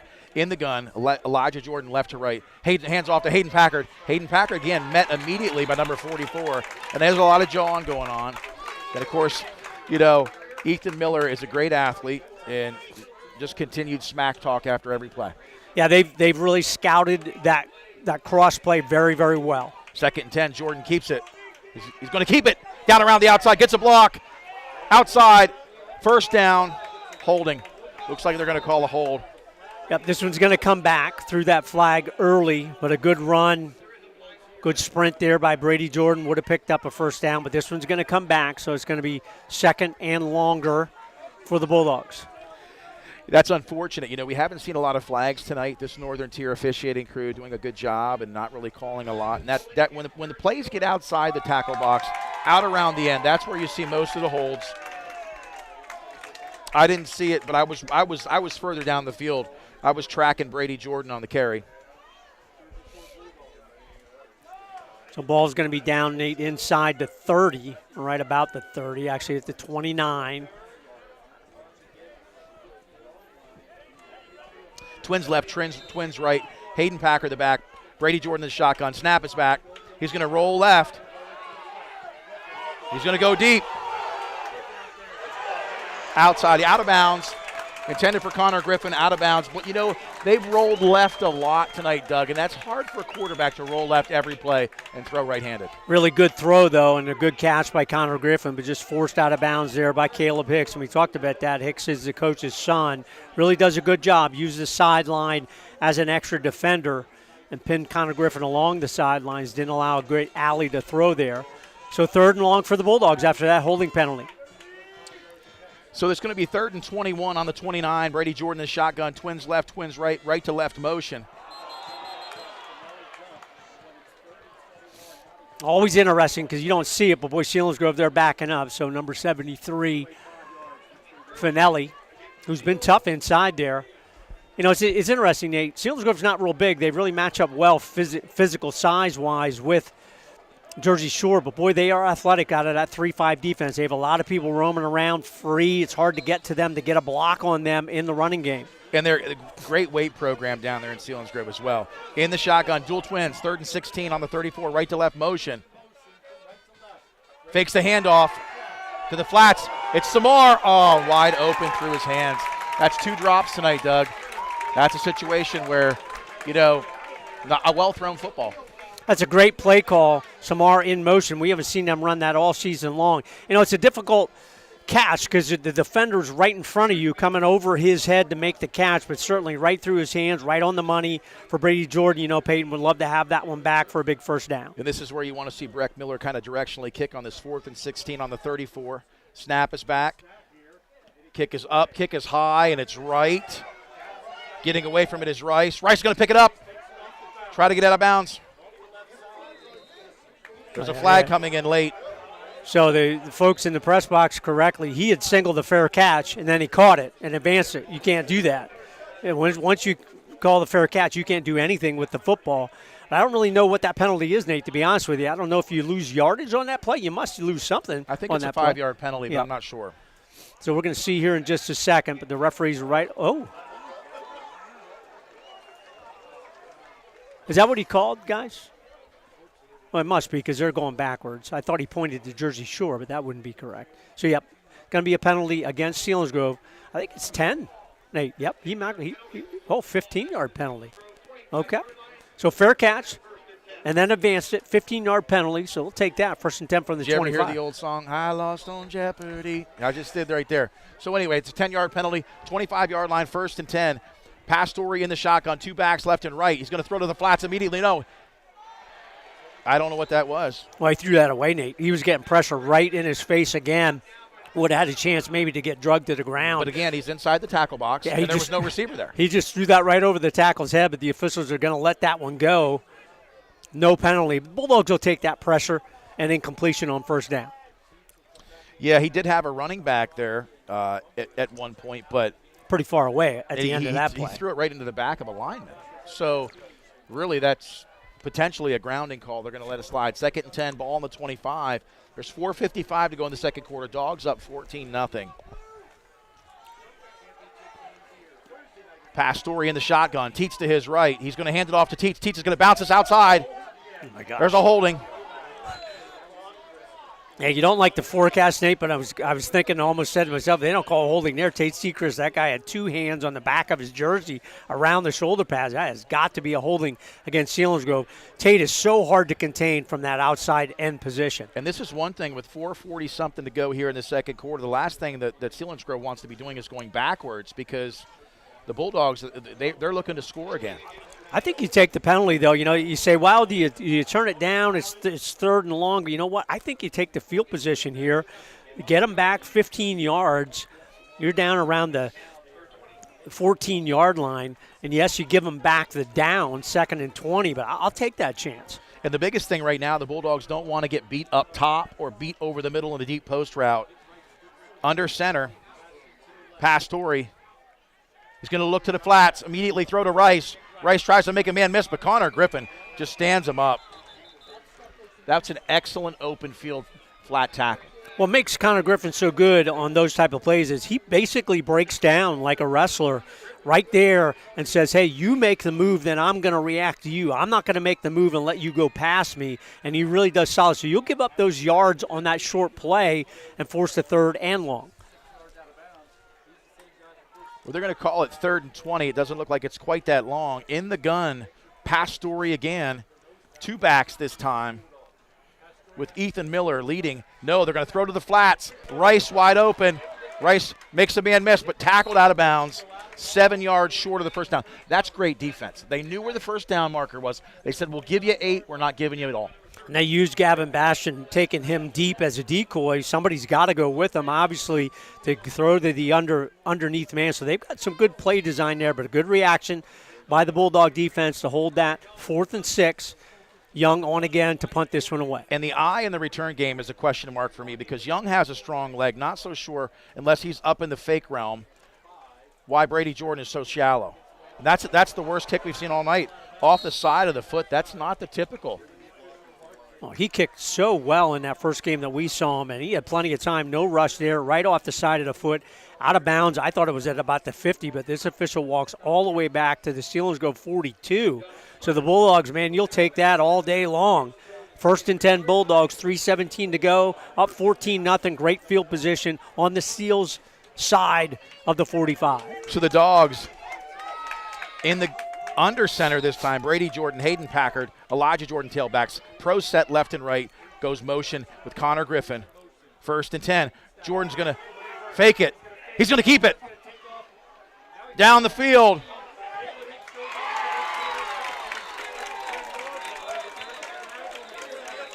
Going to be intercepted by Caleb Hicks at the 10-yard line, but you have a penalty here.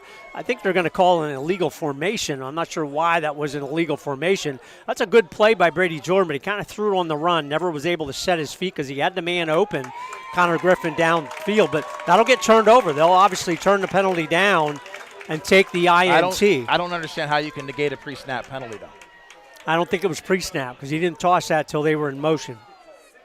So that was the call anyway, so they turn the penalty down. They'll take the INT by Caleb Hicks on Brady Jordan's pass attempt to Connor Griffin, so the Bulldogs turn it right back over. 3:08 to go here, second quarter. Still up 14-0. Steelers will go 1st and 10 again from their own 10-yard line. You know, and Jordan made the right decision in not doing the reverse, the fake reverse. At the same time, he could have probably run for 10 or 15 on his own. Did have a receiver open, underthrown. In the gun. Misses the handoff. Up the middle for a couple on that 1st and 10. Clock ticking down to the inside of the 3-minute mark here in the second quarter. And that was out of the Wildcat because that was Tucker Teese. So Mark Pastore did not take that snap. Tucker Teese took that snap directly out of the Wildcat to pick up a couple yards on 1st down. So 2nd and 8 after the pickup of 2. Rice and Bastion split out to the right. Under center, Pastore teats the deep man. He's going to go to the flats. Fake. He's going to go outside. Catch by Rice. Rice does get enough for the 1st down. Well-thrown ball by Pastore. And a really good catch because that kind of surprised Rice. He didn't think it was coming that quickly, and Pastore got it to him in a hurry. So very good conversion there by Selinsgrove. And you know they're going to go down the field at some point, Nate, looking for a big play, seeing if they can steal the momentum here at the end of the second quarter. Seals split Rice out to the left and Bastion to the right. Pro set. In the gun, Pastore hands off to Teets. Teets is patient, up the middle. Met Brady Jordan comes up, tries the rip and strip, doesn't get the ball. Good stout defense there by the Bulldog D. Under 2 minutes, clock running. Just have to think, Nate, they're going to take a chance down the field on this play. Gavin Bastion's got to be the first player that they look to. Well, even though they get the ball in the second half, the Seals really do want to score before they go in here at halftime, and what a momentum change that would be for them. 1:40 in the gun, 2nd and 7 on the 29 is Pastore. He's going to look to the flats, immediate hitch pass, trying to make a man miss. Out there to clean it up is Hayden Packer. Ball's on the turf, but not until he's down. Made Dathan Tyson come off of that tackle, but boy, what a good recovery there by Peyton Samar and Hayden Packer duo there for a good assist tackle, bringing up 3rd and 7. So 3rd and 7, minute and 15, the clock is ticking. Be interesting to see if they take a chance and go up top or just try to move the chains on this one, Doug. Really have done a good job with that short passing game. You know that Bastion is going to become a focus here at some point going through the air. 3rd and 5 on the 31. Pastore in the gun. False start. Yep, he's pointing to the offense, so this will count against the Seals. Going to be 3rd and 10. And what that does is that stops the clock. Stops the clock, lets you get set a little bit. Under a minute at 55.2, but this obviously is the play of the series here for Selinsgrove. If you're Jersey Shore, do you put somebody back in the home run position? Yeah, They've played man-to-man so well this year, and they're going to look to get pressure. Look for Selinsgrove. The clock's ticking here. In the gun, Pastore. Hands off immediately to Teets up the middle. Teets bounces it. And that's what they wanted. They moved the chains. Yeah, spread him out there. Nate kind of surprised him with the run up the middle, and then Teets, he's hard to bring down. You know, change pace a couple times, so boy, in 3rd and 10, they rush it for the 1st down. Clock is ticking. They're not going to call timeout. Down close to 25. It's 25 now. 1st and 10 on their own 38. In the gun, Pastore. Pastore is going to take a look downfield. He's going to take a man. It's a hitch. He throws deep to Rice. Nobody home. Stops the clock, Doug, with 14.8. You're going to have at least 2 plays here. As the time stopped, you're going to come over, give 2 plays from the offensive coordinator of the Seals. I wonder if you take one here, middle of the field, like you've talked about, Nate, middle screen, something like that. Selinsgrove has run that over the years, and they run it very well, and they certainly have the athletes to do that. Or do you go back to that hook and ladder type play, see if you can really shake somebody free for the big gainer? Teets will be the lone back behind Pastore. Twins left, twins right. Packer looks at the flats. It's deflected off Tate Sechrist's helmet. Sechrist, Johnny on the spot on that play. Really nice job. Saw again where Pastore was going to go, jumped up, got off the ground, able to block that lane to throw through, force the incompletion. 10.8 seconds to go here before halftime. Now you got to go deep. Yeah, 10.8, 14-0 Dogs up. Selinsgrove wants to do something at the same time. They don't want to throw an interception and have it return to the house. So if they do something, look for a quick 1 or 2 step drop and a big chuck. Or for that matter, Teets on the delay. 3rd and 10 on the 38. Left to right motion goes Rice. Pastore in the shotgun. Throws immediately to Teets in the flats. Teets met immediately by the likes of Hayden Packard and Peyton Samar. And the clock ran out, and the officials did not say he went out of bounds before they had a chance to call a timeout. So that will be all in the first half. The Bulldogs, they lead 14-0. We're going to take the halftime break. You're listening to Jersey Shore High School football on the Bear Country Sports Network. The Angie's List you know and trust is now Angie, and we're so much more than just a list. We still connect you with top local pros and show you ratings and reviews, but now we also let you compare upfront prices on hundreds of projects and book a service instantly.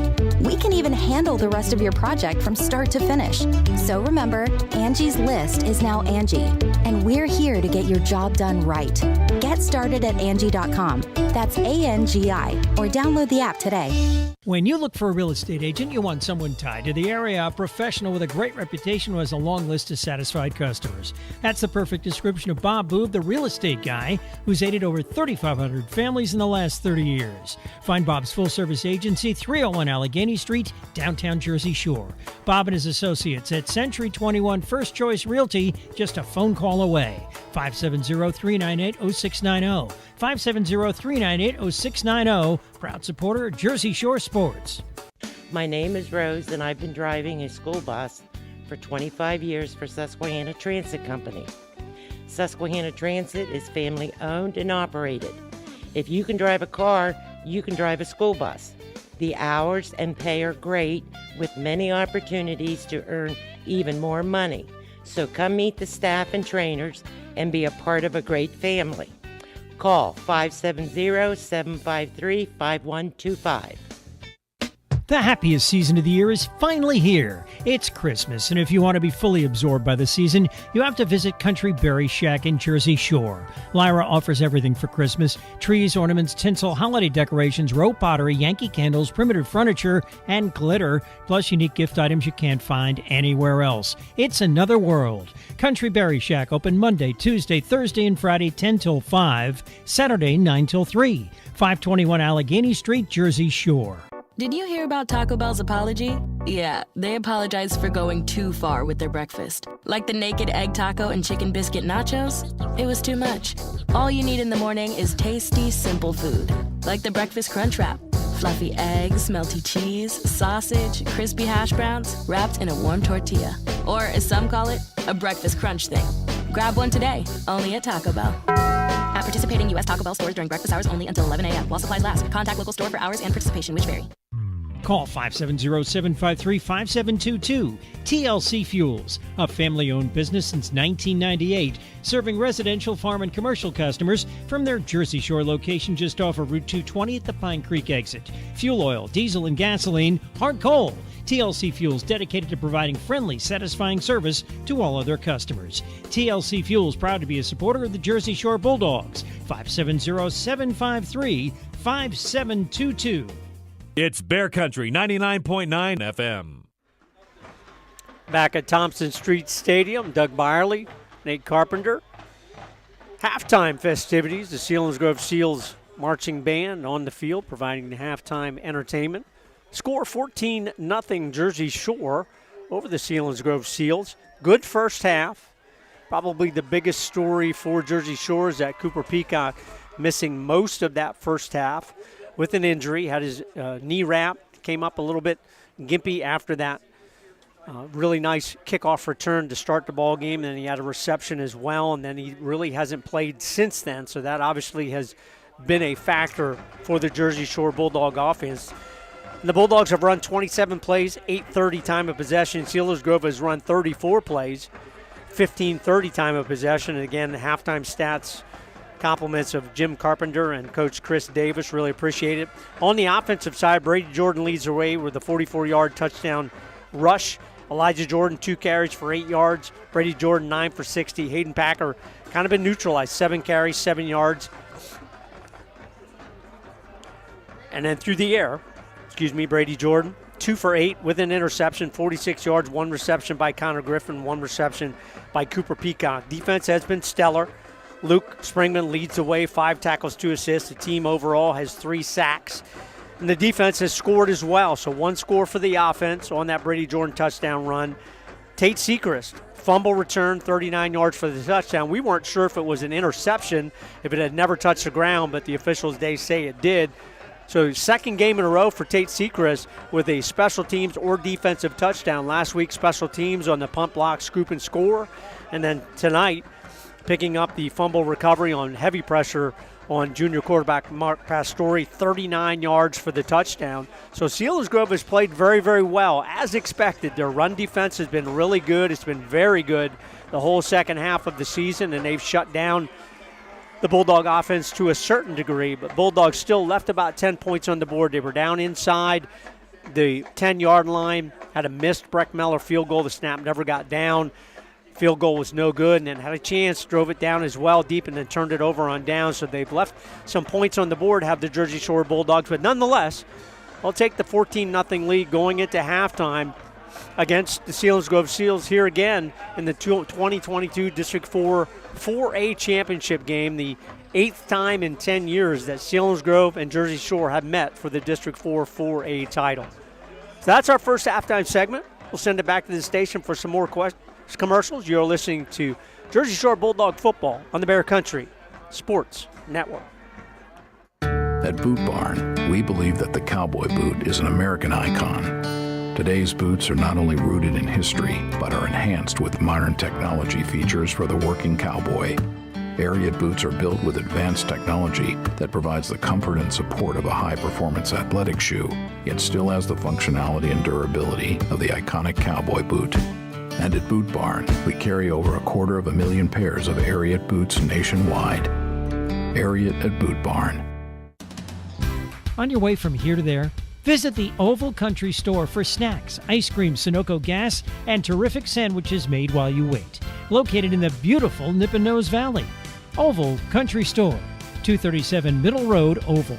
570-745-7777. 745-7777 for the Oval Country Store in Oval. Proud supporters of the Jersey Shore Bulldogs. At Penton Automotive, they are ready to serve you. They take pride in their full-service vehicle repair shop. They'll fix everything from complex car repairs on all makes and models to simple automotive services like an oil change or tire rotations and alignments. Open Monday through Friday and Saturdays by appointment. Visit their Facebook page for more information. Penton Automotive Auto Repair, 579 Old Route 220 in Jersey Shore. Call today, 570-398-5555. Caring for customers with old school value. That's Ex-Agway in Jersey Shore. Community-oriented, that's why they're sponsoring the Jersey Shore Bulldogs push for a state title. Ex-Agway has been providing home and ag products for over a generation. You need anything from weed to feed, we have it. Lawn and garden, pets, wild birds, or supplies for around the home or farm. You'll find what you need at Ex-Agway, open 8 till 5 weekdays till noon Saturday. 112 Harris Street, Jersey Shore, 570-398-2770 for Ex-Agway in Jersey Shore. When you work in the kitchen, what you cook often ends up on your clothes. Ugh.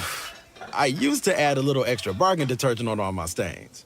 But then I realized, is it really a bargain if I have to use more? Now I use Tide Simply. One cap is all you need to deal with tough stains and odors. Best of all, it works on a line cook's budget, too. And just like this line cook, Tide Simply gets the job done. Table 10 up. Tide Simply. Tough on stains, easy on your wallet. Want to sell a house? Want to buy a house? Then call the Dave Winkleman team at Anchor Realty in Lock Haven. Dave's a graduate of Jersey Shore High School. He and his wife, Jan, live in South Avis, the parents of 7 children. So you know the Dave Winkleman team is motivated to market your home and find you a new one. 570-858-0777. Ask Dave how he can guarantee your home will sell within 90 days. The Dave Winkleman team at Anchor Realty, 57 Belfont Avenue in Lock Haven, ready to serve you. 570-858-0777. The Bear is Cutting Edge Country, WQBR. Back at Thompson Street Stadium, about 7 minutes to go here at halftime. The Jersey Shore Bulldogs 14, Selinsgrove Seals nothing. Again, we're in the District 4 4A championship game, 8th year out of 10 that these two teams have met in the championship ball game. And we want to give thanks to our main sponsors allowing us to bring you the video and audio of tonight's game: Susquehanna Transit, Subway in Jersey Shore, Liddock Farms, and SNL Builders. They provided the biggest chunk of the funding to let you see tonight's game for free on our YouTube channel, Bear Country 999. If you search Bear 999, it'll come right up. Please patronize all of our great sponsors, but particularly Susquehanna Transit, Subway in Jersey Shore, Liddock Farms, and SNL Builders for bringing the video tonight. Again, we want to thank Steve and Elisa Wadsworth of Lock Haven for their support of Jersey Shore Bulldog football all throughout the year, and River Valley Internet for providing the bandwidth we need to bring you the broadcast. River Valley Internet, we never forget you have a choice. Our kickoffs, only a couple of them in half number one, brought to you by Joe's Equipment, offering steel sales, service, and parts. Cement Drive, Jersey Shore, 570-398-1391. And our halftime sponsor, Kevin Peacock Disposal, family-owned and operated, serving the eastern portion of Bear Country. Top-notch service for over 30-plus years. Get the kind of service you deserve. Free quotes available, 570-748-7730, Kevin Peacock Disposal. You know, and how did we get here? Week number 12 of the high school football season. The Bulldogs 63-12 last week over Shamokin. Selinsgrove 30-0 over Milton. A couple other area scores. Williamsport 57-21 over Boyertown in the Eastern Conference playoffs. And that is kind of like the NIT of high school football. You don't make the district playoffs, you can go in the Eastern Conference. Kudos to Coach Pearson and his squad for finishing at 5-6, much improved, and getting that Eastern Conference championship last year. As everybody knows, we're playing on Thursday night. No games on Friday as a heavy rain is forecast. Everybody else was either on Saturday as scheduled or moved to Saturday. And Doc Massey talked about it. He's going to see a great ball game, going to see the Loyal Sock ball game first, and then going to be able to see a whale of a ball game, Canton and Muncie in the single A District 4 finals as well. So, Nate, we're up 14-0. Talked about the stats, talked about us leaving some points on the board, but as expected, Nate, district championship games should be close. You have your two best teams in your district at 4A, and the Seals have been proven up to the task, but the Bulldogs still up 2 scores at the break. Well, a lot changed in that first half. We talked about this past couple weeks when you lose key players, you not only lose defensive players, you lose offensive players. So Cooper Peacock going out, I believe it was on the kickoff return early in the game. He was shot out of a cannon down the left sideline. Big return into Selinsgrove territory, which really set the tone. But he looked like he was trying to stretch that out the next series. When he kicked that first punt, it was low, like he was hampered.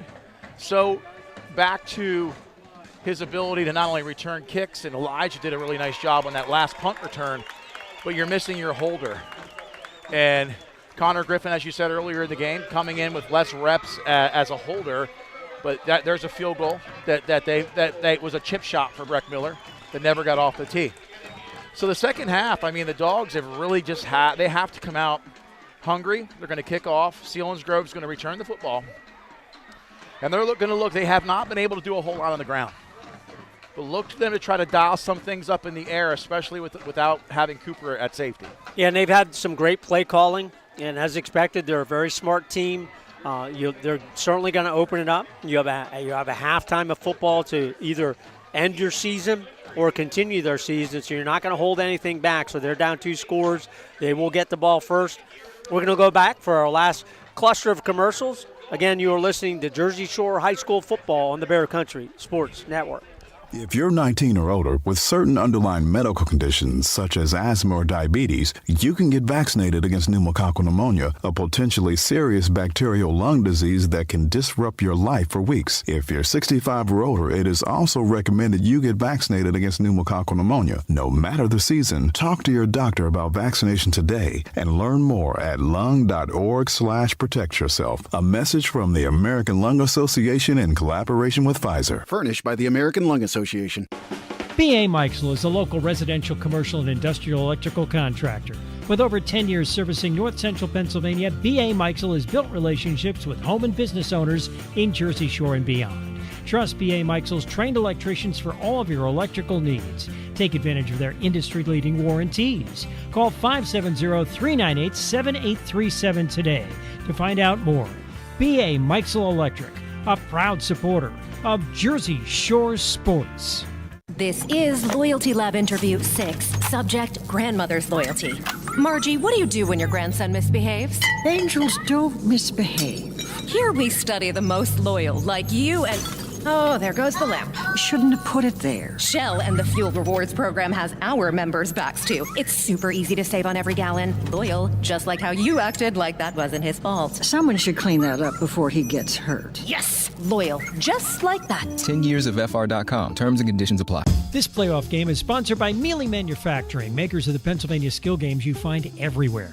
Powered by Pacematic and manufactured in Muncie, Mealy Manufacturing is the skill game industry leaders. Their games provide legal entertainment to players and the opportunity to use their skills and strategies to win every time. Vastly different than gambling or casino-style games, skill games require players to think and take action to win. Mealy Manufacturing, supporting the community, employing local workers, and supporting the Jersey Shore Bulldogs. 800-338-8401.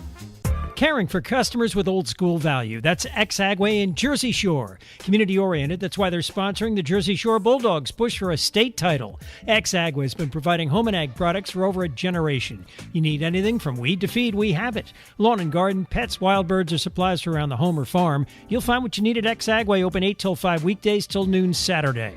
112 Harris Street, Jersey Shore, 570-398-2770 for Ex-Agway in Jersey Shore. Trust us in your time of need. Frederick B. Welker Funeral Home in Jersey Shore. We offer limitless options to celebrate lives and comfort loved ones in comfortable home-like surroundings. Personalized monuments and memorization. We want to support you during this difficult time. Count on us to help you plan a personal, lasting tribute to your loved one. Proud to be part of the community, supporting Jersey Shore sports. Frederick B. Welker Funeral Home, 125 North Main Street, Jersey Shore. 570-398-1225. Cutting Edge Country, WQBR, The Bear. We are back to start the second half here in moments. Nate Carpenter, Doug Byerly. This is the Quad A District 4, the only game here on the register tonight, Thursday night. All the rest will be Saturday. Jersey Shore leading 14-0. Selinsgrove will be returning the opening kickoff to start the third quarter. And, Doug, I'll tell you, Selinsgrove, other than a couple of runs on the ground, really sort of delayed to Tucker Teets, where he was patient and finding a hole and really cutting back. The defense has dialed things up in such a way. Several deflections on the line against Pastore throwing. They've looked really strong. I expect to see Selinsgrove try to go back to the ground. They're only down 14-0. Try to establish something. They were able to move the chains early on in that first half on several occasions and avoid the third and longs. It's when the field flipped and Jersey Shore had them pinned inside the 10 that it was more tough sledding for Selinsgrove. Well, Tucker Teets has been their main guy, their workhorse all throughout the year on the ground, and he's very, very good. He can outrun anybody when he gets in the open field. We almost saw it on his big kickoff return, but then the Bulldog defense stiffened and able to turn him away. But he'll be patient, and this is a very smart coaching staff, veteran coach Derek Hicks. They'll dial something up, again, because they have a half to either extend their season and end the Bulldogs or their season's over. So even though they're down 2 scores, 1 score will get them back in the ballgame. And it's been a good matchup. 50 matchups. Selinsgrove leads the all-time series 39-12. Selinsgrove has not won here at Thompson Street Stadium in their last 7 tries dating back to the 2016 season. But both teams have maybe won the regular season game and then lost the playoff game or lost the regular season game and then come back and won the playoff game. So they've traded victories, these two teams have, in a good rivalry, regular season and postseason. It's going to be a great second half here from Thompson Street Stadium. And it's hard to do. Like, talked about senior laden leadership here at Jersey Shore, but when Cooper Peacock isn't able to be out there, I mean, he is constantly chatting in a good way, keeping his players up. Hayden Packard is similar in fashion. A lot of the other guys as well, the Rooneys and so forth. But knowing that he's not playing in the second half, it's one of those things you got to put that behind you. You know, he's got to be on ice, and the Bulldogs can't see past this third and fourth quarter because, as you said, Selinsgrove very well coached.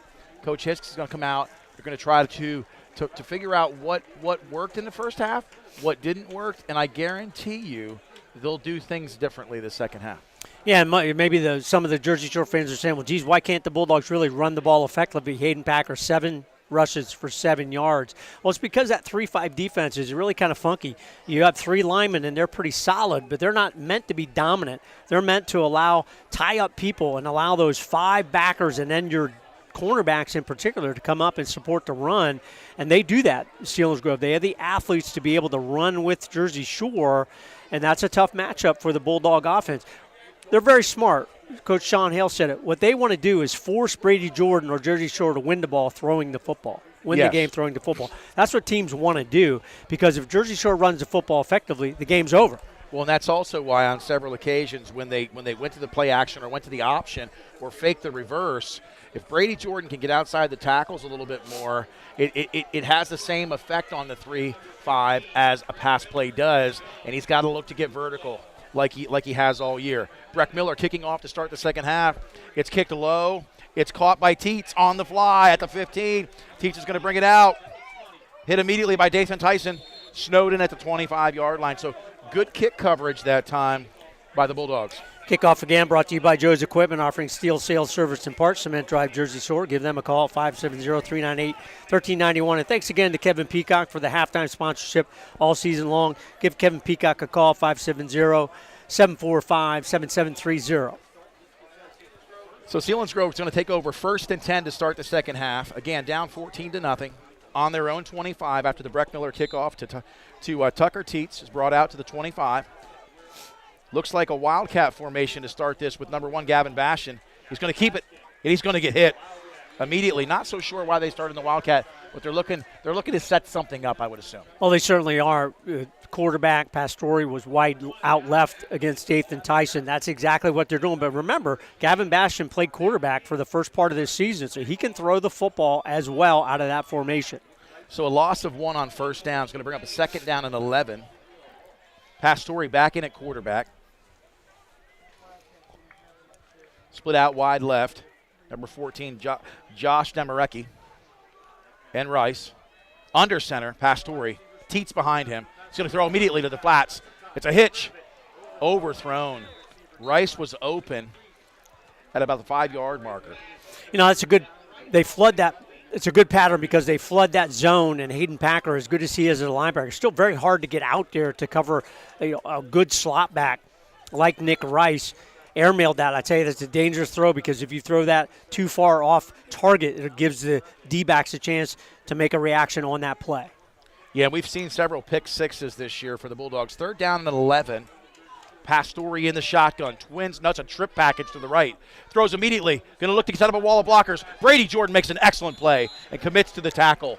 Busts through that wedge and really makes an excellent open field play. Read that well, got around both of those blockers before they had a chance to get their hands on him and get him out of the way. Turns that one away. Going to be 4th and 11 for the Seals on their first offensive series. Bulldogs, good defensive stand there. So back to punt, 33, Carter Young. Aside from the one that went off the side of his foot, he's been punting well. 4th and 7, 10.5 to go in the third quarter. Long count, kick is up, kick is deep. Elijah backwards, got to pick this one up. Picks it up, makes one man miss, gets to the outside. He stays alone, stays on his feet, but a good open field tackle. We got a flag on the play over here, too. Not so sure what that's all about. That's way ahead of the play, Doug. Ryan Gavison with the tackle in the open field, but a great punt there. My Young expected more out of him in that first half. He delivered there. It'll be interesting to see if this flag sets the Bulldogs back even deeper. It kind of looks that way. Everybody's kind of moving backwards initially. Yep. So penalty against Jersey Shore. So it takes them from okay field position at about their own 22, where it will not be good field position, deep inside their own territory to start their first offensive drive of the night. And we talk about the ripple effect, Doug, of not having certain players out there playing in the positions they have all year. What I don't like about the I return game with an up blocker is that just like that, instead of having two guys deep to survey the whole field, when he's unable to make that catch and be deep enough, that ball hits the ground, and they lost 10 or 15 yards on it hitting the ground and another 10 yards on the hold. So not good special teams tonight on the return game. 1st and 10, ball on their own 12. Brady Jordan under center. Quick pitch right. Elijah Jordan makes a cutback, gets some good yards downfield, gets some of that penalty yards back, and that's going to look like a big pickup, Doug. Let's see what they mark this off at. About an 8 or 9 yard gain on that. And that's the outside, Doug. The speed on the outside for the Bulldogs. Can bring up a 2nd and short, too. Under center, Brady Jordan. Delayed handoff to his brother Elijah, and that's not going to work. You cannot give the in-between tackle game a chance to get upfield against that type of formation. Yeah, they're very, very, very stout against the rush inside. You do have to get outside on them to allow the gaps to give you a chance to make the play. So the Bulldogs, no gain on that play, 3rd and short. 3rd and 2, 3 backs in there. It looks like Sechrist, Elijah Jordan, Packer. Jordan's going to keep it. Cuts back upfield. Gets away, down the sideline. Breakaway speed, Teets pushes him out of bounds. And that is what we talk about, just the explosiveness of one man missing and Brady Jordan putting on the afterburners. Hayden Packer, Tate Sechrist leading the way. Good read there by Brady Jordan. A good tough running inside that hole to break free for the big gain. The full house backfield right now. Handoff to Elijah Jordan, full straight rockers, up and over. And that is a cartwheel and then some. Well, you know, he's going to run hard. There's no question about it. Hasn't gotten a ton of carries, but he's one of 3 or 4 running backs for Jersey Shore, over 450 yards on the season. 2nd down and 8, full house backfield. Pass to the flats. Connor Griffin makes the catch, gets vertical. Hold on to the football, and he gets a 1st down. And that quick hitch, single receiver, so difficult to defend. Great pass, great catch. Really nice after the catch yards there by the senior wide receiver, Connor Griffin. 1st and 10 inside on the 40-yard line. Full house backfield. Quick pitch right. Cutback. Good defense on that play by number 4, Caleb Hicks. And it just shows you how active their defensive backs are from Selinsgrove. They come up and they met Elijah Jordan in the backfield. So solid against the run. Selinsgrove Seals on that play. So the Dogs right now 2nd and 10. They're still staying in the full house backfield. It'll be interesting if they go some play action here. Handoff to Elijah Jordan. Good blocking up front. Gets to the outside. Sprung down the sideline. There's a hold. I don't know how you call that a I don't hold. either. He was all the way past them, 10 yards. I think that's what it's going to be, but what a break-free, tough run there by Elijah Jordan. So that may be, Nate, where that's a 1st down, and then the penalty, because he was past the sticks when they threw that flag. So if that's the case, the Bulldogs will take that. They'll take they're going to pick it up. Good. I thought, man, he was way past them when they threw those flags down. I agree, and I just didn't know it. It wasn't in the realm of holding. There wasn't an orange jersey out there. So 1st down and 10, the blocking exceptional in that full house package, off right tackle. Brady Jordan under center, 1st and 10 on the 20. Hands off to the deep back. Elijah Jordan breaks up the middle. Vertical. They're going to call a hold there. That's inside the tackles. Yeah, so that one's going to come back. What a great move there by Elijah Jordan. But following his 2 lead runners, Tate Sechrist and Hayden Packer. So Hayden Packer says, hey, guys, I've not had success running the football thus far tonight. I'll turn it around. I'll be the lead blocker. And, boy, Elijah Jordan hot through there for a big 1st down. That hold's going to negate that good run and bring that one back. So it'll be 1st and long here for the Bulldogs. Still pretty good territory at about the Seals' 30-yard line. And this is truthfully, what they can't allow to happen. The Dogs have established a great ground and pound here in this 3rd quarter. First and 19. Ball on the 30. Brady Jordan tries to get outside. He's got a blocker ahead of him. They're going to throw another hold. And that's all the way from this official on this side of the field. The only player he could call that against is Hayden Packer. He's one-on-one against Nick Rice. Unless that's a defensive penalty, dragging Hayden Packer down to the ground, that would be a pass interference. Interesting call going to be here. He's pointing to the Bulldogs, which I don't understand. If Packard's out here, whether that's offsetting personal foul penalties, whether that's a hold, but I don't understand how it could be a hold clear over here when the play went to the right side of the field. Big play call here. First and 19, flag on. It's going to be against the Bulldogs, so it's going to be first and a long amount of yards here. Going to be outside the 35 at the 39-yard line.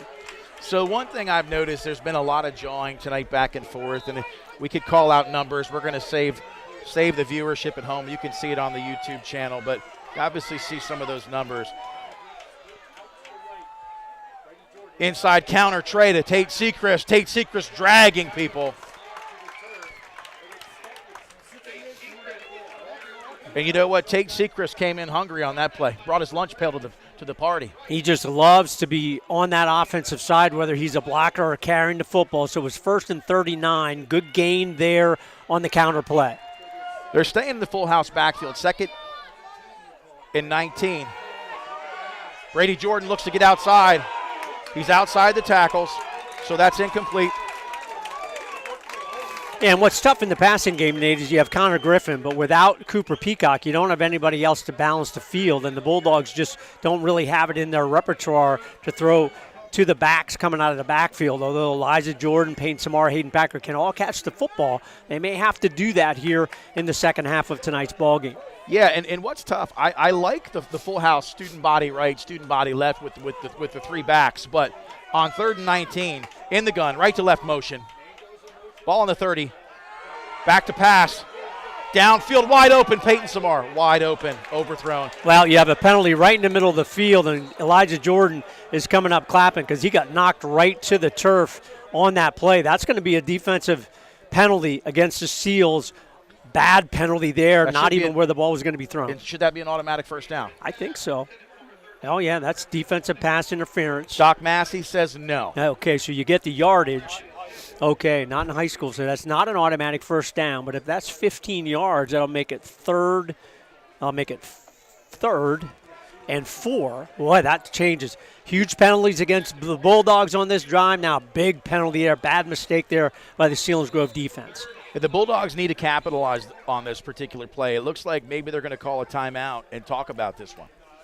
That's smart. Kind of a frantic pace here in the second half, particularly on this drive. And, Nate, when you get penalties against you and then you're kind of bringing plays in and you get a big penalty against the defense, they don't call a timeout because referees don't have the ball set, but they go toward the sidelines to talk to Tom Gravish to make sure they know what to do here on this 3rd and 5. So 3rd down and 5 on the 15. The Dogs are going to be single back in the backfield. Brady Jordan in the gun. And they've been calling that consistently all year, Doug, and I didn't see it. Procedure penalty, so dead ball foul. 3rd and 10 for the Bulldogs. Marks the ball back to the 20. Yeah, very undisciplined series on both sides of the football. And now it does probably change your play call. You may have run the football on that, maybe the option, but I don't think you do that on 3rd and 10. Twins left, twins right in the gun. Brady Jordan, Hayden Packer to his right. 3rd and 9. Yeah, not sure if he wanted to pull that one back, but that one kind of came out of his arm a little bit funny and fell incomplete. Bottom line is whether he does it, it's in the vicinity of a receiver. So yeah, I mean, it's incomplete no matter what. So 4th and 9 from the 20. I do think you take a chance here. You're right almost in the middle of the field. You're going to bring Breck Miller on. And now Jaron Loomis is going to be the holder on this play. Breck Miller with the long field goal attempt. So Breck Miller on, 6:51 to go, 4th down and 9, ball on the 20-yard line. This is going to be a 36-yarder from the right hash. Snap is back, hold is down. Kick is up, it hits the turf. Did not get all of it. That kick is short. So Selinsgrove again gets away. Bulldogs leaving points on the field tonight. And they probably have left 13 points, 2 missed field goals, and then they had the ball down inside the 10, turned it over on downs. That's tough. You're still up 2 scores. Your defense has played really, really well, but that's a pickup.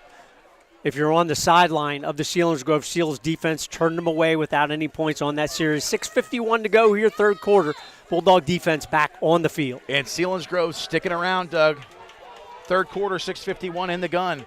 Pass Story, single back is Teets. Immediate throw to the flats. Caught by number 1, Bastion. Good block on that play there by Andrew Sassaman. You know, it's interesting. It just clears the way, gets that one first defender out of the way to give you a chance to pick up 4 or 5 yards on that play. But the Bulldogs recovered pretty well, and he's waiting to set that. Didn't pick up quite 5, maybe 4 on that play. Second down.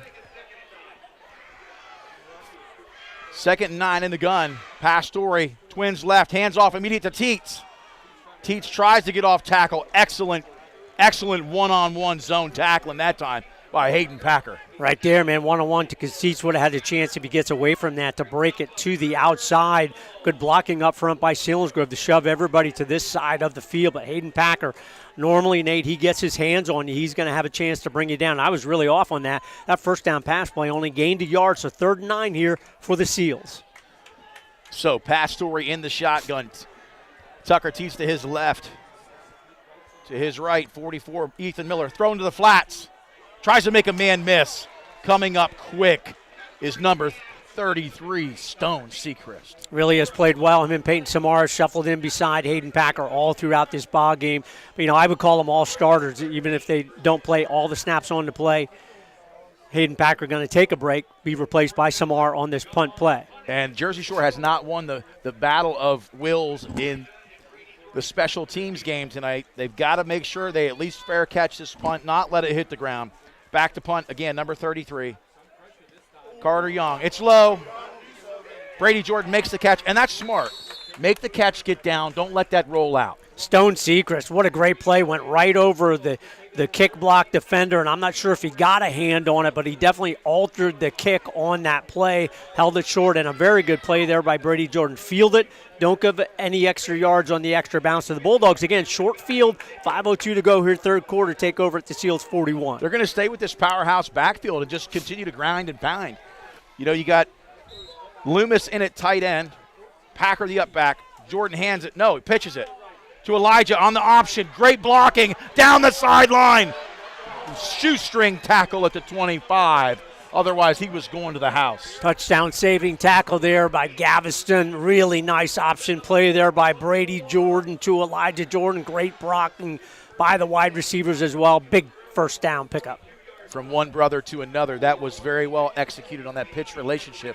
4:40 to go. 1st and 10 on the 22. Jordan follows Hayden Packer up the middle. Makes a man miss. Stays on his feet. Down inside the 10. He took that initial contact, Doug, and said, I'm not done running. Nice, really change of pace there. Hayden Packer, what a selfless player. Normally the key offensive guy. He's just turned into the main blocker along with Tate Sechrist.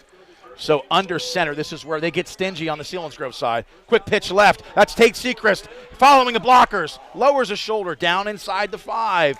But gives Selinsgrove credit for stringing that play out. Really good recovery there by Corey Rumberger, real key defensive guy all season long. Good hard tackle against Tate Sechrist. Boy, he was under full sprint there. Under center, Brady Jordan, full house backfield. Hands to Packer immediately up the middle. Nobody there. Signal vertical. Touchdown, Bulldogs. And they stuck with Doug. I questioned it. That's why Tom Gravish coaches and I do broadcasting. I questioned why they were staying in that full house backfield, but you know what it did? Eventually fatigue set in. Yeah, I mean, you get into that fast car, eventually you're going to break one. First time all night, Hayden Packer untouched, touchdown. Palski to Loomis. The hold is down. Breck Miller's kick is up. That hold is still a little funky. They're trying to work out that dating relationship on the special teams kicking game tonight. What a big score, though, Nate. Your defense turns it around. Nice play by Brady Jordan to not allow the extra yardage on the roll of the punt. You get it on a short field at the 41. and then you stay with that ground and pound offense. You know, it's fun to watch, Nate. Tate Sechrist, you have to just get excited. He is so excited to be on the offensive side of the football, whether he's carrying it or blocking. And what a great job by Hayden Packer, and he gets rewarded 3 yards in for the TD, stretches that lead to 21-0. And the other thing was, it was as if the floodgates open. They were not expecting him to carry. I think they thought that maybe Brady'd fake that again and follow his lead blocker, and Hayden Packer went in untouched. Good adjustment. Again, missing a key player in Cooper Peacock. The Bulldogs say, hey, what can we still do? They have the option where they really have 4 guys that can carry the football effectively, and they've all done that tonight in some way, shape, or form. Hayden Packer, that's a big touchdown here in quarter number 3. Still 3:54 to go, but the Bulldogs stretched the lead to 3 scores, 21-0. And right now it's execution time. It's execution. It's stay disciplined. We saw an ugly series there in the previous series with all the penalties. They cleaned things up that time, stayed with the full backfield, and did some really good things on the Jersey Shore side of the football. Breck Miller, 21-0, kicking off here. It's another low liner to the left. Teach tries to get on it, rolls down inside, again stops, rolls out of bounds at the 2. Rolls out of bounds at the 2. It's going to come out to the 35, Doug, and just, that time he needed a 60-degree wedge, not the 52. It was close. It was close, but it rolled off the green. Really close. So Selinsgrove will take that, be their best field position in this second half. So they're going to get it out at the 35-yard line. So the Bulldog defense, solid all season long, solid all game long. Selinsgrove, they're looking for that one big play to get some excitement, momentum back on their sidelines. And this is where the will hasn't been broken. The defense has been really in tune tonight, as we expected them to be against the running game. But Selinsgrove's a play or two away from possibly breaking one wide open. 1st and 10 on their own 35. Pastore in the shotgun motion right to left. Hands off to Teets on the delay. Teets tries to go somewhere, but there's nowhere to go. And he was met. They're going to give him forward progress. I don't know how he got back to the line, Doug. Luke Springman, Zach Rooney there to clean it up, and Luke had such a great first half, led the way, 5 initial tackles, half a sack as well. Solid, boy, Zach Rooney ties up people in the middle of that 5-2 defense. And this is when Jersey Shore really typically dials it up again. Second half, not seeing a lot of action this year for the starters. Pastore in the shotgun, singles right and left. He's going to go to the flats. It's a hitch to the flats. Bastian met immediately by Dathan Tyson. Ball is out. Calls it a completion. Big hit there by Dathan Tyson. Boy, I tell you, he has become solid. Really, really solid. Like Connor Griffin, they break down to make that tackle so that offensive player doesn't have a chance to put on a move, make a juke or something, and get by you. Boy, Jersey Shore sideline, they thought that was an incompletion or maybe a fumble at the end of that. More going for the incompletion. So he picks up about 3, Nate. Going to be 3rd and 7 here for the Seals. Yeah, the interesting thing was they gave him forward progress, but the play was never blown dead. So 3rd and 7 on the 38. Pastore under center. 2 backs in the backfield. He's going to look to go to the flats. Nobody home, and he's sacked and snowed in for a big loss. The front 5 said, let's make a house call. Tate Sechrist leads the way, but guess who's at the bottom of that? Zach Rooney. Forcing the man into the backfield to allow Tate Sechrist to get the big play for the Bulldog D. Man, they came to the party, and they all RSVP'd on that play together, and Rooney was under the dog pile. 4th and 13. Back to punt. Deep to receive, Elijah Jordan. Carter Young punting. High snap. The punt is away. Nearly blocked. Going to the sideline. That'll be out of bounds. Officials will signal. They're going to march it forward just a little bit. They're going to call it the 42 of Jersey Shore. Good effective punt there by Gavin Young, not allowing Elijah Jordan or Brady Jordan to come up and make a play on that. Really kicked it away from either one of them. Decent field position again. 208 Bulldogs. They want to keep it going. They stand with the jumbo package. Tate Sechrist, Hayden Packer in front of Elijah Jordan. Single receiver, Connor Griffin to the right. Brady Jordan under center. Hands off directly. No, it's a pitch. He's going to keep it. He's going to keep it. Brady Jordan decides to keep it. Tuck that football away. Protect that football.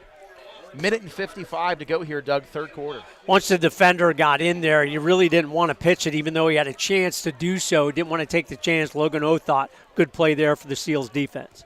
They're going to stay in the full house. Single right. Under center, Brady Jordan on this 2nd and 12. Quick pitch to the right. That's a pitch pass, and he's wide open. It's wide open.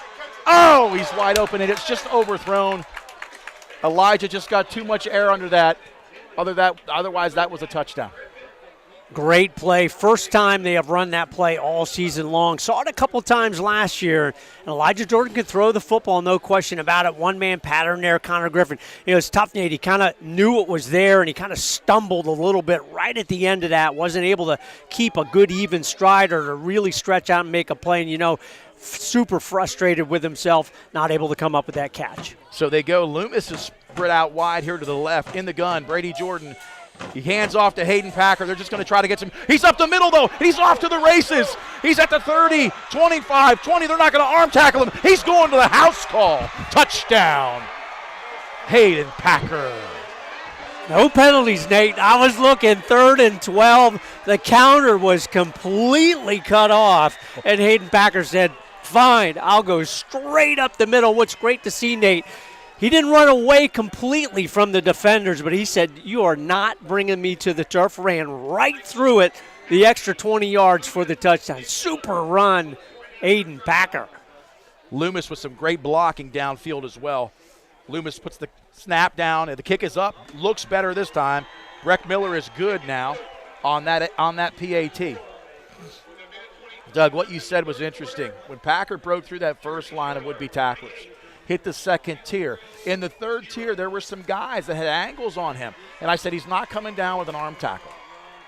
He is so tough.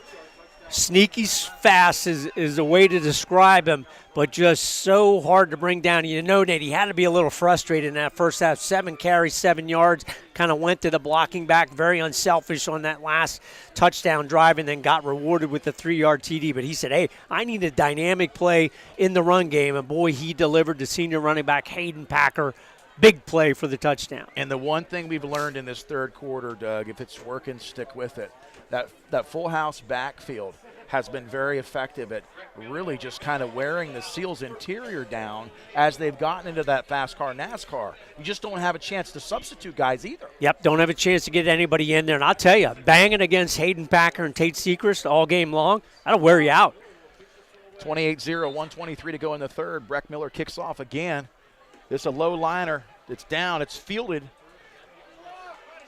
by number 3. He's off. He's got a good block. Met at the 40 by Breck Miller. Breck Miller brought the lick on the end of that play, but not until Tucker Teets has a great return. That squib came right up to him in the breadbasket, bringing it out to the 40. It's great to see Breck Miller, a versatile athlete, and really only gets the accolades in the kicking game. But he's a guy that can play both sides of the football, and he loves it. Big play there, good return, good field position here for the Seals, but they're down 4 scores, Nate, as the 3rd quarter coming on down to 1:15 to go.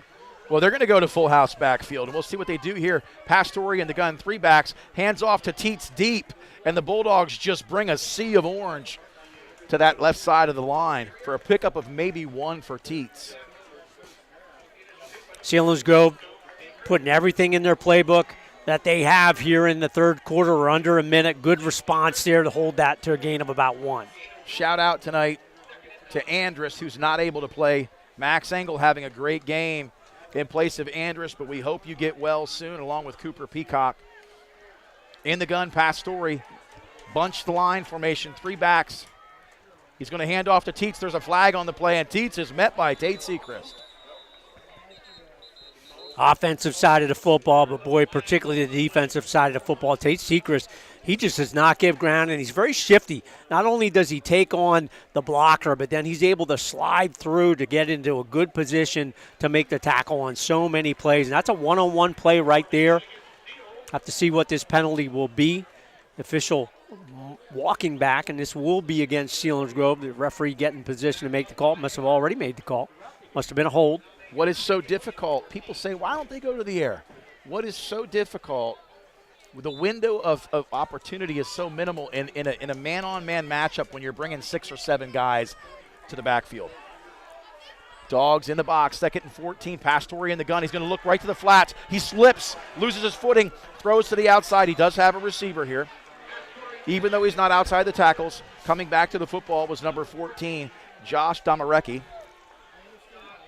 Slate Seacrest and Hayden Packer, big heat there. So Slate able to spell Dirk Stetz. We hope Dirk's just getting some breath here in the second half. Went off with that shoulder injury in half number 1. But Slate's been solid, Nate, in the second half of the season. Not a whole lot of drop-off when he comes into the ballgame on that defensive line. And again, let's talk about the conditioning. 3rd and 14 on the 36. 28-0 Bulldogs. Pass Story in the gun. Twins right. Low snap. Throws to the flats. Caught by Rice, but immediately drugged down by Connor Griffin. Sorry, that's Brady Jordan, who slid out from the safety position. Stone Seekers coming out from the linebacker position as well if Brady needed help. And a nice open field tackle by Brady Jordan. You know, it's easy to forget because Brady doesn't play defense all the time. He's a very, very good defensive player, very instinctive, likes to play defense. And that's the last play of the third quarter. Bulldogs stretch their lead 28-0. We'll take a break. You're listening to High School Football on the Bear Country Sports Network. Close to 40 years serving the Jersey Shore area community, All Round Tire, your hometown service and tire sales center. Family owned and operated, All Round Tire features Cooper and many other tire brands, including Michelin and Firestone. Make us your first choice, not only for passenger light truck, farm, and ag tires, but also for service, brakes, exhaust, belts, and hoses. And we offer the only vulcanized flat repairs in the area. PA State Inspection 2, open weekdays 8 till 5, Saturday till noon, All Round Tire. Cement Hollow Road, Jersey Shore. WQBR 99.9 FM. Doug Byerly, Nate Carpenter back at Thompson Street Stadium in Jersey Shore, Pennsylvania. Started the fourth quarter. Bulldogs 28. Selinsgrove Seals 0. Bulldogs 12 minutes away, having a chance to capture their 5th consecutive District 4 4A title. Selinsgrove, Gavin Young on to punt. Elijah Jordan, Brady Jordan deep to receive it. Carter Young. You had me hook, line, and sinker, Doug. I got your back. Selinsgrove punting, high snap. Blocked. Almost blocked. Deep to Elijah Jordan. Gets a good block on the outside. Sprung. They're going to call hold. Well, they like to throw that yellow stuff on the field tonight, Doug, when they get outside. And again, there were 3 or 4 guys there. That seems potentially justified on that particular play. So the officials over on the far side at the 36. They're going to take this down 15 yards deeper into Bulldog territory to start this offensive drive. So fourth quarter underway, Nate. You're up 4 scores. You want to put together a nice drive. They run the football effectively and hard in that third quarter. You don't have to throw the football now, Nate. I'd be shocked if they threw the football very much at all. Keep it in bounds. Keep the clock running. Get these 12 minutes underway. Walk away with that 5th consecutive 4A title. Yeah, I look to see the Dogs. They're marching them back, and that's tough. Like you said, Doug, you lose 15 when you really only gained 5 on the return. 11:49, up 28-0 Bulldogs, 1st and 10. Jordan under the gun. Quick pitch right. Outside. Elijah Jordan tries to spring it to the outside. He's met. Good call by the official, Nate. So often they'll call him out of bounds, but he was hit and stopped in bounds. The official signals to keep the clock running, and that's the right play. Sometimes you want your running back to go out of bounds. Here, you want him to stay in bounds. Keep the clock running. Jordan under center, Twins right. The counter tray up the middle for a couple yards. Tate Seacrest on the good counter. Dyson Delaney, really hard block there on that play. Great to see the big guy in there. Been solid all season long. Keep active until the whistles. And we do have a Seals player down. So we'll give a shout out, Nate. Great sponsors. Wadsworth family, Steve and Alicia. Thanks for your patron sponsorship. River Valley Internet bringing us the bandwidth we need to keep this all going. But especially for tonight, Video, Susquehanna Transit, Subway in Jersey Shore, Lytic Farms, and SNL Builders. Allowing us to show this on YouTube, Bear Country 999. Again, search Bear 999 and you'll find it. Joe's Equipment, Kevin Peacock Disposal for the halftime. And while we don't have a player of the game sponsor, we will definitely have a player of the game. Brady Jordan was the player of the game recipient last year. His first time all season long at 18 carries for 148 rushes, 3 TDs, and then had 3 TDs through the air as well. We'll see who it is in the ballgame tonight. And this is where, penalties and stoppages of play don't help the Bulldogs. Looks like a 3rd down and 6. Jordan in the shotgun. He's going to keep it. He gets north and south. He makes a cutback. Met immediately. Let's see where they mark this one. That looks like he's going to be just shy, Doug, of the first down. It's a good play call, though. Keep the ball in the hands of your senior quarterback. And he is going to come up short. He's definitely going to punt this away. So it'll be interesting, Nate. Breck Miller forced into emergency punt duties with Cooper Peacock out of the ball game, punting probably from the first time in his career from pretty deep in his own territory. And this is where you actually just want to keep it away from the hands of Rice, number 7, the speedy return man for Selinsgrove. Breck Miller keeps it, kicks it low, right at Rice. Rice makes the catch. He's contained. He's met immediately. Good pursuit. Elijah Jordan first to arrive on the scene with Stone Sechrist, and then a whole host of Bulldog tacklers. So really, even though it was a line drive kick, it was effective. Very effective. Good coverage, good hustle on the coverage. Tackle there at the end by Tate Sechrist and Hayden Packer. Giving it their all here in potentially their last game here in Thompson Street Stadium. The General Dirk steps back in after a series with Slate Sechrist at that defensive tackle position. And the Seals really have attempted so many formations offensively tonight to get the ground game moving. They're going to split out wide here. Rice as well as Domarecki. Single to the right. Pastore in the gun. Teets blocking. He gets met. And Teets didn't block anybody. Ole, baby. Let him right through. I mean, Teets missed the block on that one. Zach Rooney says, thank you, sir. I'll take that stat on Chris Davis's stat sheet. Wow, big hit. It was big. It was big, and I said, Teets in the block, and it just, Pastore said, hey, send me a lifeline there for a second, and it just came on so quick. That's what happens when you go to the air in a straight drop back and don't get rid of it right away. Pastore in the gun. Single right, twins left. Teets in the backfield. Thrown to the flats immediately. Rice makes the catch. Good pursuit by Packer.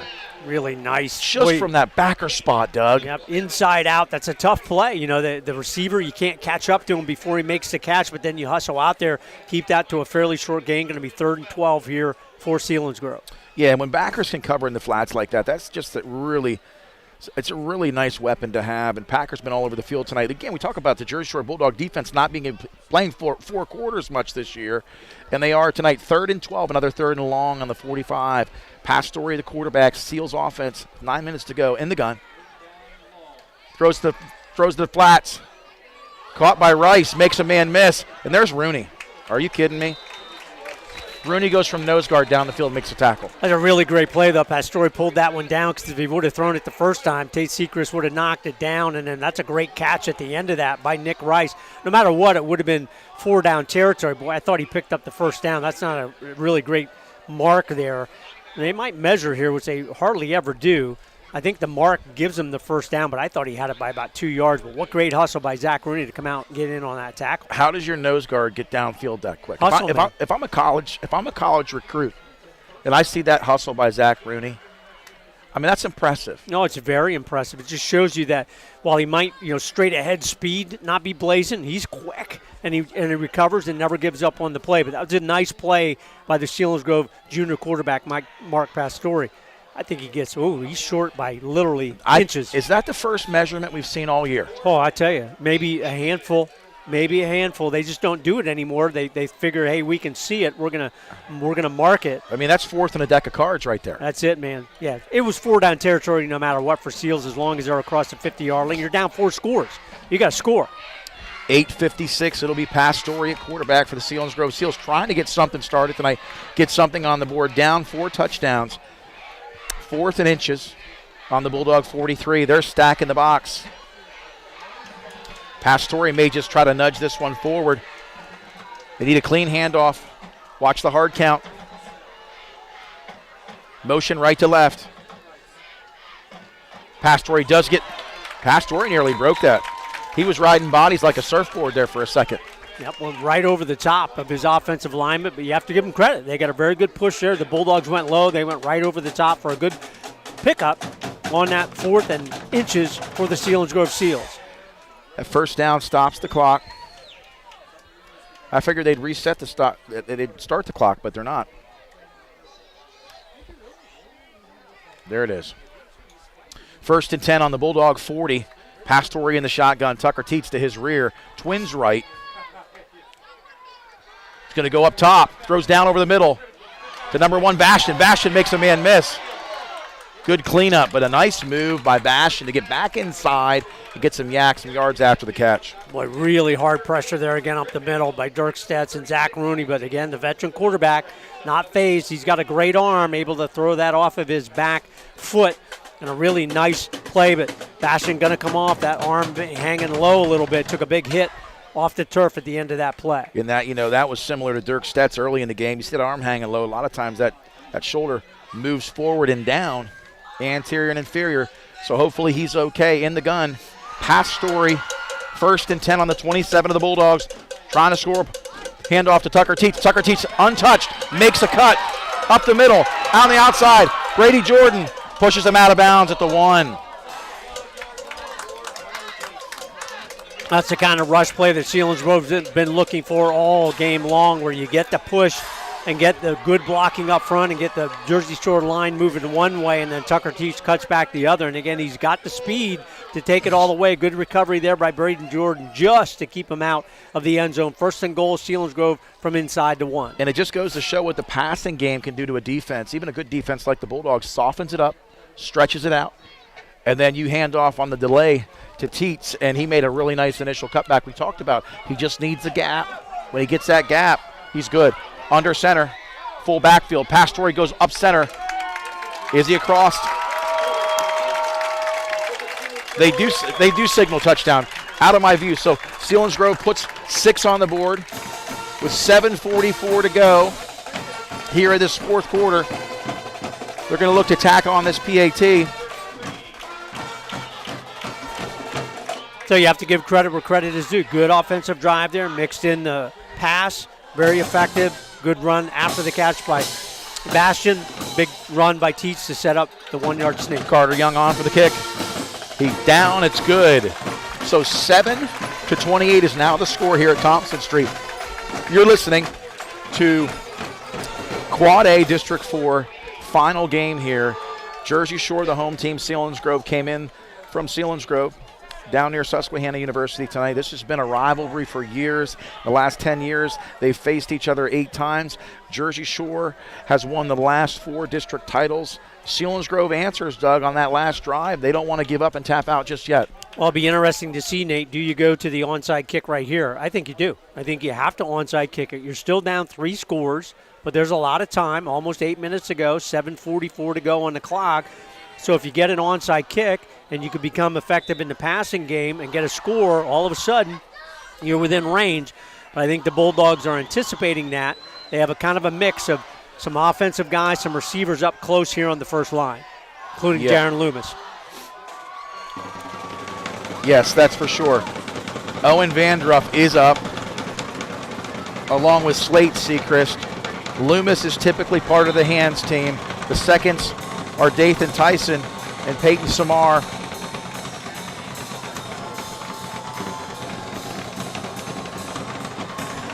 $7:44 to go. Carter Young lining up to kick this one. And it is.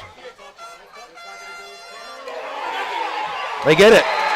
It goes just 10. Great play by Selinsgrove. The Dogs, it was rolling. They should have either gotten on it early or not waited. Boy, Selinsgrove did exactly what he had to do, waited till it just went across the line and then knocked away Max Engel, who was closest to it, to get a recovery. So Selinsgrove, all of a sudden, touchdown on the board, passing game now in gear, and you have the ball right at midfield. So the Bulldog defense right back at it here, looking for a stop here, not let Selinsgrove to get within 2 scores. So 28-7 is the score. Selinsgrove just recovers the onside kick. It's interesting. So, Nate, they marked that on the Selinsgrove side of the 50. That's not 10 yards. That is not 10 yards. I'm not saying that's the right call, but that's what they're talking about. That has to go 10 yards for the recovery. I thought he was over, but they're going to give it to him, say he's at the 50, and that's the exact 10 yards. But, boy, that was close, and that's what they were talking about. So any part of the ball touches the line, it counts toward that yard, so that makes it to 10 yards. Pass Story in the shotgun. Tucker Teets to his rear. Twins right. They've been effective through the air a little bit. Handoff to Teets up the middle. Teets is met immediately, but give credit to the front five of the Seals for firing off. They're down to 7:30. Cleaned up there. Nice tackle by Max Engel. Getting some kind of angle blocks to give Tucker Teets a lane for the cutback. Been effective. 2nd and 7, Pastore in the gun. Twins right, Teets to his rear. They're going to go to the flats. Immediately throw it. Ooh, very, very poorly thrown ball on that particular. Pastore's been good tonight, but that's close to the interception arena on the flats. Pressure there by Luke Springman. Forces Pastore to throw it before he looks at Nate. He's looking one way, and then he's letting it go. And the Bulldog defenders have to know that and make a reaction from that defensive back position. So for Selinsgrove, that does stop the clock. 7:18 to go. 3rd down and 7. Inside Bulldog territory.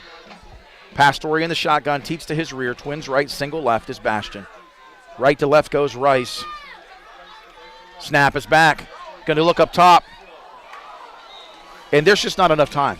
He was looking for the, sort of a hitch route, sit down in the zone route. That's not so much that the receiver and the quarterback aren't on the same page. It's just he doesn't have time to execute the route. Yeah, I mean, the pressure's coming there. Tate Sechrist, Stone Sechrist, Luke Springman, Zach Rooney, all there just before he's got to throw it away. He just doesn't have the time to really set his feet and make a good hard throw across the field. So 4-down territory here, 4th and 7 for the Seals. And if you're Selinsgrove here, you realize they're going to bring pressure.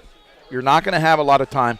Watch the delay to Teets or a quick just fire away route. Pastore in the gun. Looks to get it away. He has time. He just chucks it. And Rice doing his best Vladval acting to try and get somewhere near that pass because it was overthrown. So the Bulldog defense, Alex Jackson dials up the pressure. The Bulldog defenders deliver, force the errant throw. Not even like a punt. They're going to take it over here on downs at their own 42-yard line. Palski to center. Nobody's covering the wide receiver. No, we have too many. We have too many players. Max Engel came off the Selinsgrove side, which you can't do. That's a penalty. So this one's going to go against the Bulldogs. Illegal substitution, 12 men on the field. Hey, give Max a, hey, why not? I get off the field either side, but you can't do that. He should have snuck around the press, We could have tried to get him back in the back door, Doug. Yeah, 12. We had a dozen players on the field in that one. We did have 12, so that's going to cost 5 yards. That'll be something worth talking about. Max Engel, great game tonight. Way to come off on the wrong sideline. Hopefully he's okay. So 1st and 15, not to make light of that. On their own 42. In the gun, Brady Jordan. Right to left goes Dathan Tyson. Jordan just going to keep it. He's up the middle, and he breaks through. He's down the sideline. Rice trying to catch him. He's running away from Rice. Rice doesn't get there. Inside the pylon. Touchdown, Brady Jordan. And he said, I've got a 6th gear for your 5th gear. Boy, and the linemen slapping each other there because they gave the hole up the middle and they gave Brady Jordan a chance to cut it back. Nate, what it shows, though, when Brady Jordan gets in traffic, 1, he's hard to find. Yes. 2, he's hard to bring down. People think, I can just bang on those legs and he's going to fall down. And he doesn't. And then when he gets in full gear, you can't catch him. Loomis has earned new duties as the holder. Palski to Loomis. Kick is up. Kick is good. You said it, Doug. He's 5'8", okay? He's 5'8", about $175. He's stout, okay? We said stout a lot tonight again, but we've also used imposing, fire hydrant-like. But he's amazing. But when we've talked about his being able to plant that foot and get vertical. But what he did there was, first contact, he bounced that to the outside. And I'm telling you, Rice is quick. And what Brady Jordan say? Rice is very quick. He can run away from a lot of people. And Brady Jordan, full speed, very hard to catch. And Rice's hands on hips thinking, I couldn't catch him for the touchdown. So the Bulldogs, Nate, they respond, put 6 more in the PAT on the board, stretch the lead back to 28, 35-7, 6:54 to go to the 5th consecutive championship. And what's crazy, Doug, Selinsgrove just scored. That's where I say the Bulldogs mentally are still in the game because they get the onside kick, they stop them, and punch one inside of a minute of time of possession. They're going to blow this one dead. Officials earning their pay tonight. Offsides against Selinsgrove. So lined up offsides. Now we'll give 5 yards to Breck Miller here. And boy, Derek Hicks, he didn't like that call. He's kind of like, what? The Bulldogs will take it 5 yards closer to the 50. You don't see that a lot either. No, you really don't. You usually see offsides against the kicking team because they run past the football before the kicker gets to it. But Breck Miller will take that. Going to kick this one from the 45. Proper, right on the inside the orange of the S. Cover the S, yep. Thanks to Eric Weary, I'll tell you, man, he's been painting that JS on there for forever. Breck Miller kicking off, 6:54 to go, 35-7. That's a short, high kick. Fielded, nearly slipped by number 7. That's Rice. Rice tries to get the outside, tacked immediately by the freshman. Number 41. Bo Sechrist, he's been solid in those special teams, become a regular on that, loves the contact, gets the hands on you, brings you down. It's interesting, Nate, I was thinking why Max Engel was still on the field. I think he still thought the defense was on the field because he never left. And then he ends up being in a bunch on the right side offensive side, but Max is out there, and you're right, Nate. He has played very well in his first offensive start. We sure hope Gabe Andrus is back next week.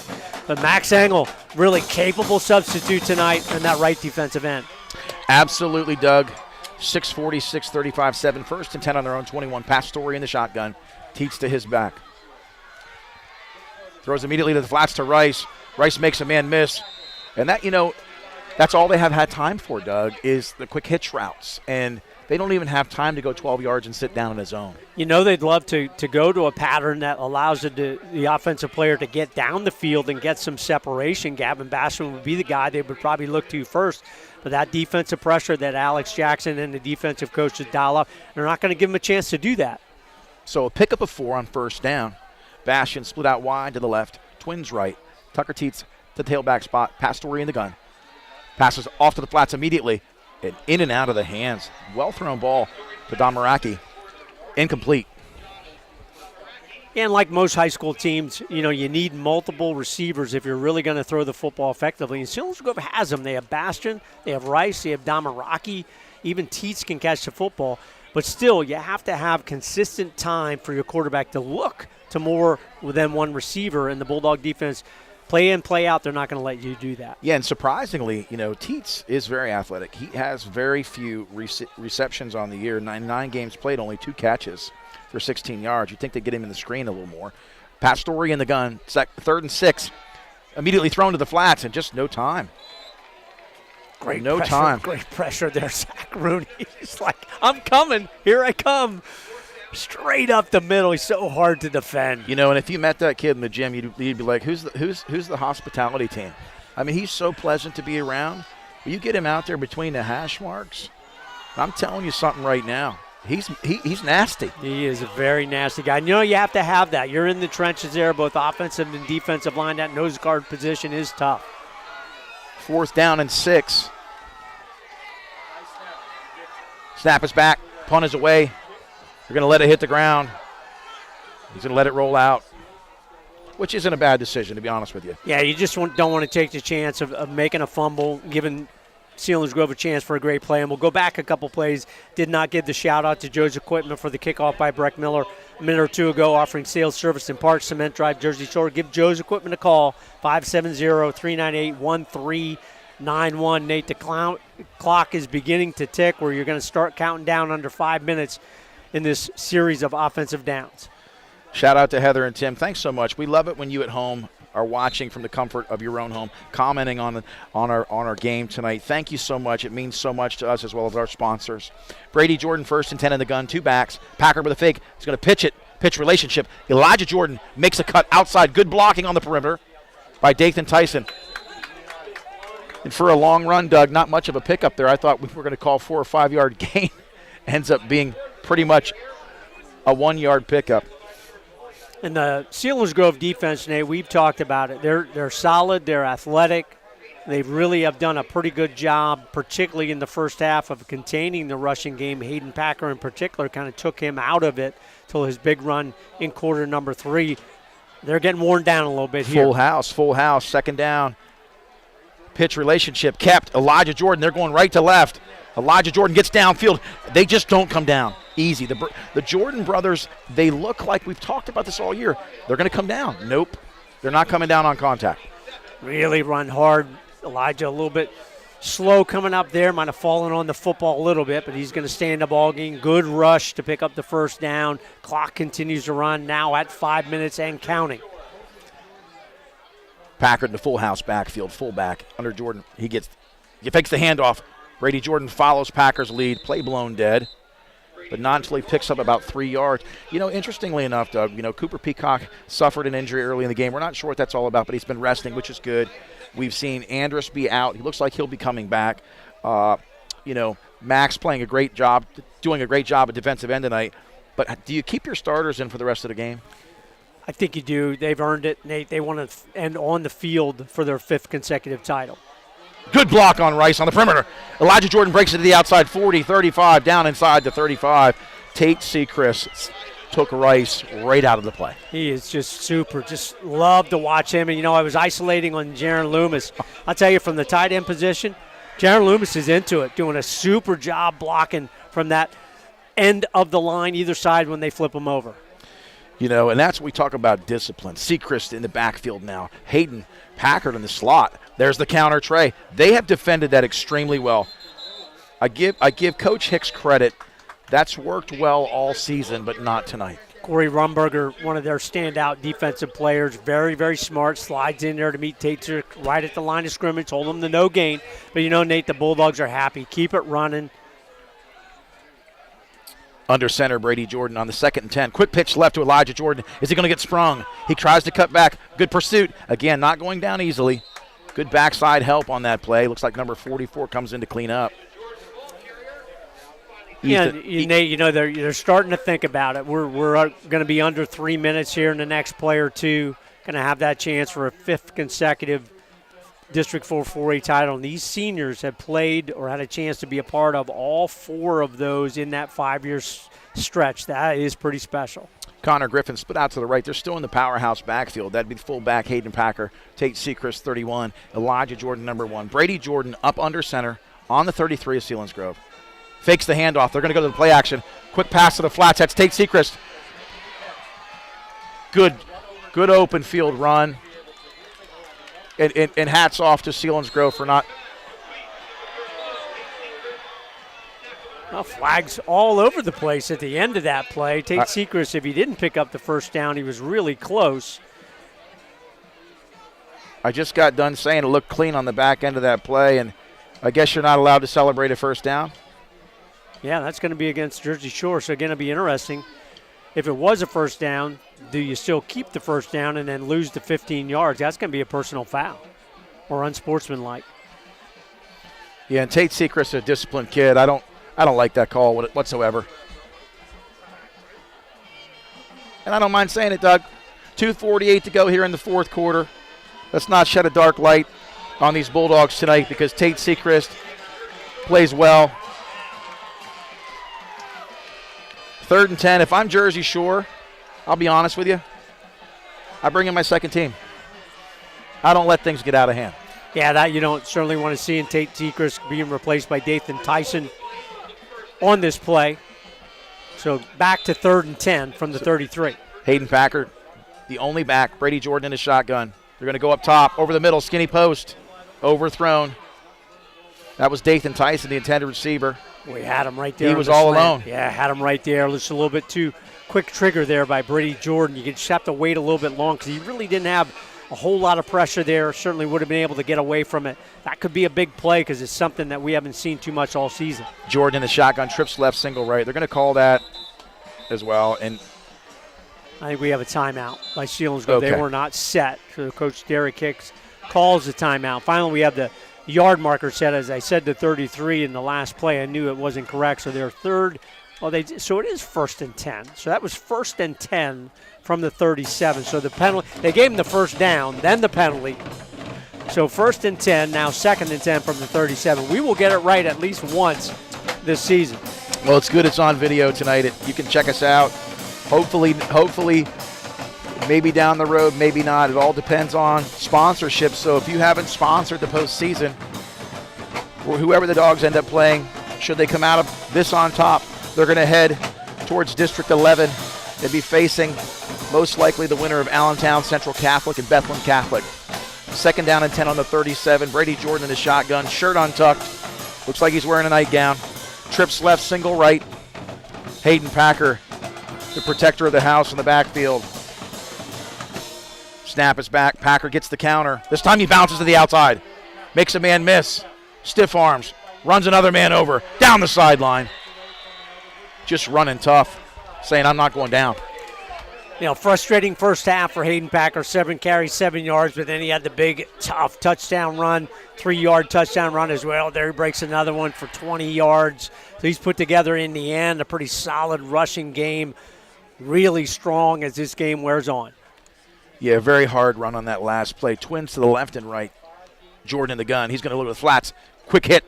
That's Connor Griffin. Stiff arms Rice. Rice takes him down.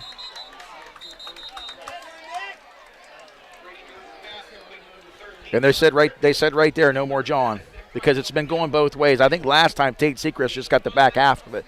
1:50 seconds to go here. That's going to be 2nd down and 5 after the Griffin catch. Trips left, gun. Jordan fakes the handoff. He's going to follow Packer right up the middle. Breaks it to the outside. Good block. Jordan makes a cut. Swarmed in.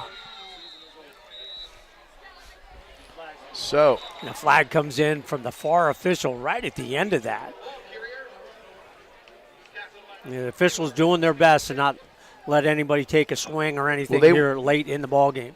And I don't mean to step on your toes there, Doug, but they were quick to call that play dead, and there were some extracurricular activities happening.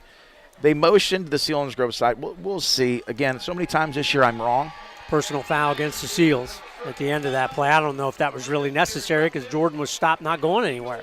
Yeah, Jordan was close to the first down. Whether he got it or not, I don't know. But that type of penalty that moves the ball deep inside Selinsgrove territory, down inside the 10. It's going to bring up a 1st and goal from what looks like the 9-yard line. Jordan stays in the gun. Dual sidecars left and right. Motions left to right is Elijah Jordan. Option. Keeps it. Gets north and south. Doesn't go down easy. Jordan inside the 5 on that last run. I hate to say this, Doug, but with 1:15 to go, I just don't want to see any starters pull up lane. Absolutely. 1:05 to go. 2nd and goal from the 5. Motion left to right. It's a handoff to Elijah Jordan. He cuts back. He trips over his own 2 feet. He had a block. He wanted to cut off Hayden Packer's inside shoulder and unfortunately slipped on the turf. Yeah, let the balance get the best of him there, leaning a little bit too far one way, going down. So the clock running now under 1 minute. Going to take, I believe, victory formation here. Brady Jordan going to take a knee. Last play of the ball game coming up.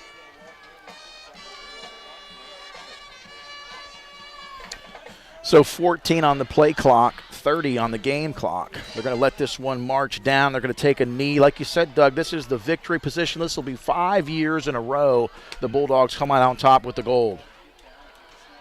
Brady Jordan takes a knee. That's going to do it. 15 seconds and counting, Doug. It's been a great day to be a Bulldog here on the Bear Country Sports Network. 35-7 is the final score here at Thompson Street for your Bulldog Nation faithful.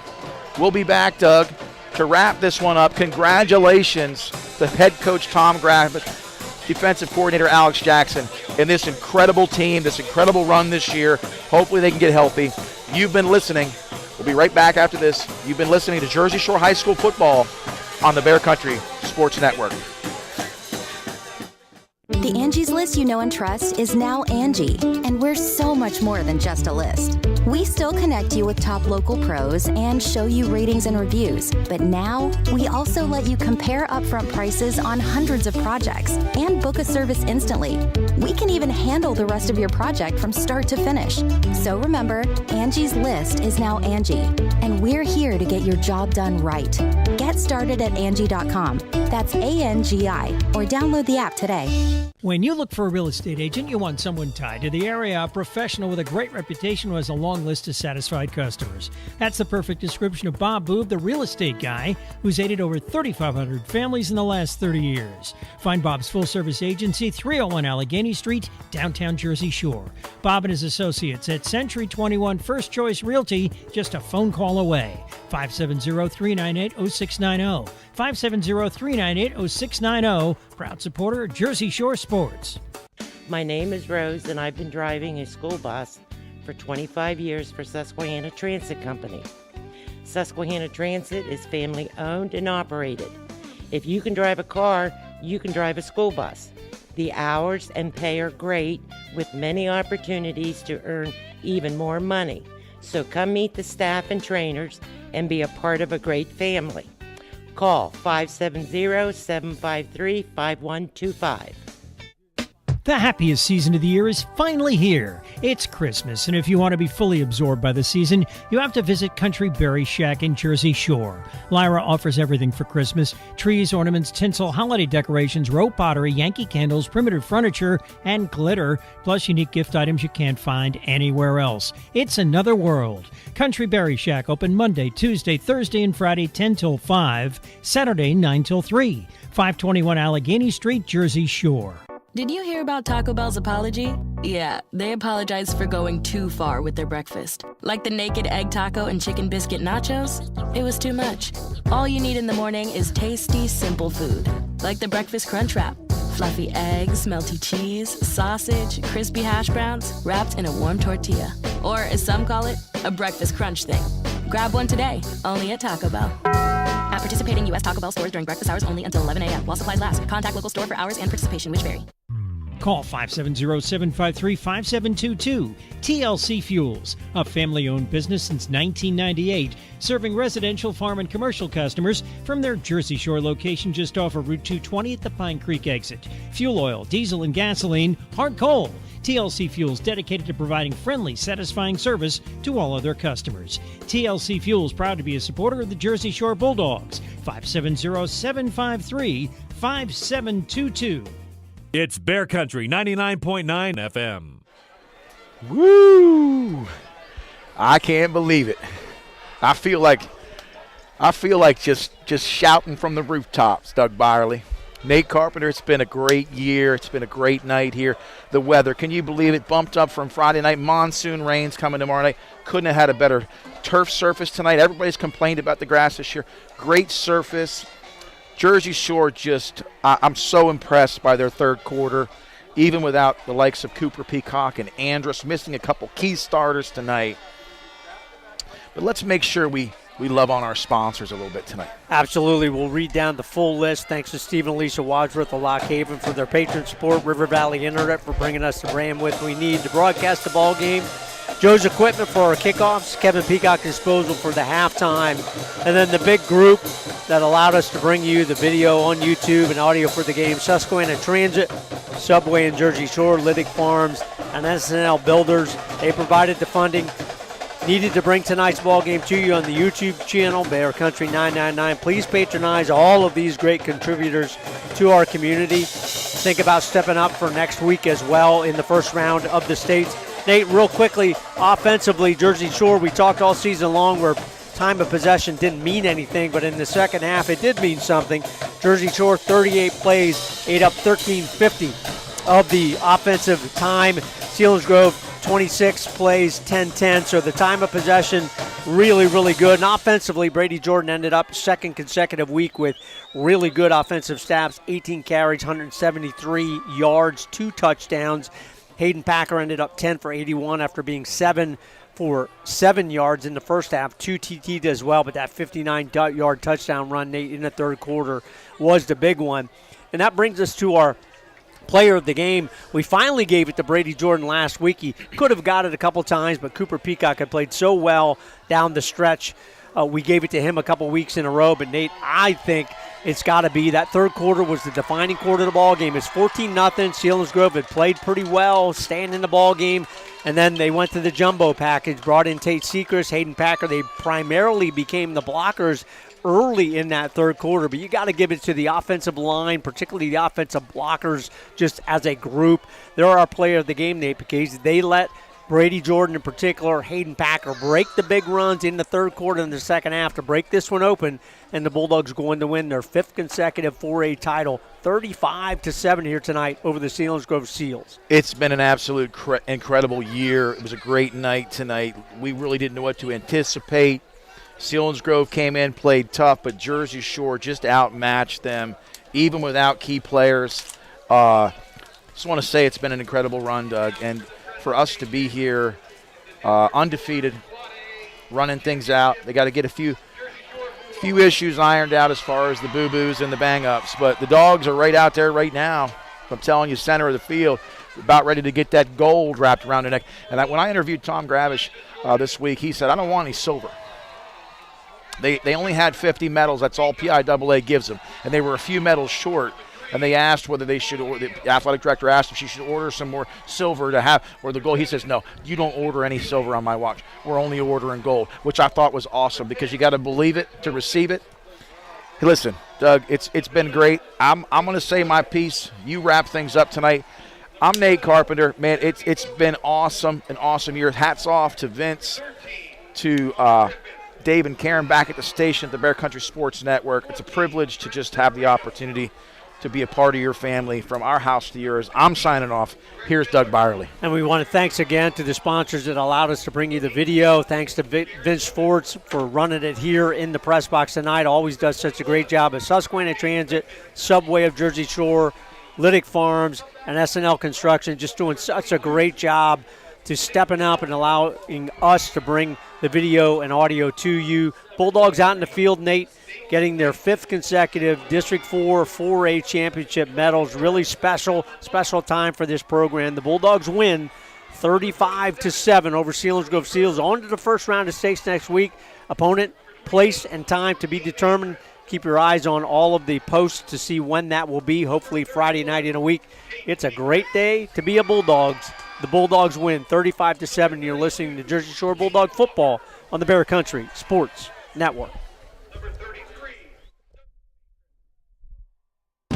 Thanks for spending time with us this evening. Listen to Jersey Shore and Selinsgrove Go At It at Thompson Street Stadium. Brought to you by All Round Tire, Susquehanna Transit, Jiffy Market and Deli, Bob Boob Real Estate, Jason Eberhardt State Farm Insurance, Anchor Realty, Penton Automotive, Country Berry Shack, Fred Ham Disposal, Oval Country Store, Napa in Jersey Shore and Mill Hall, B.A. Mike's Electric, TLC Fuels, Rearick Walker Funeral Home, Ex-Agway, GWS Outdoors, Pennsylvania Skills, Kevin Peacock Disposal, Joe's Equipment, and River Valley Internet. There's more to come. Keep listening to The Bear and get ready to tune into the Bear Country Sports Network.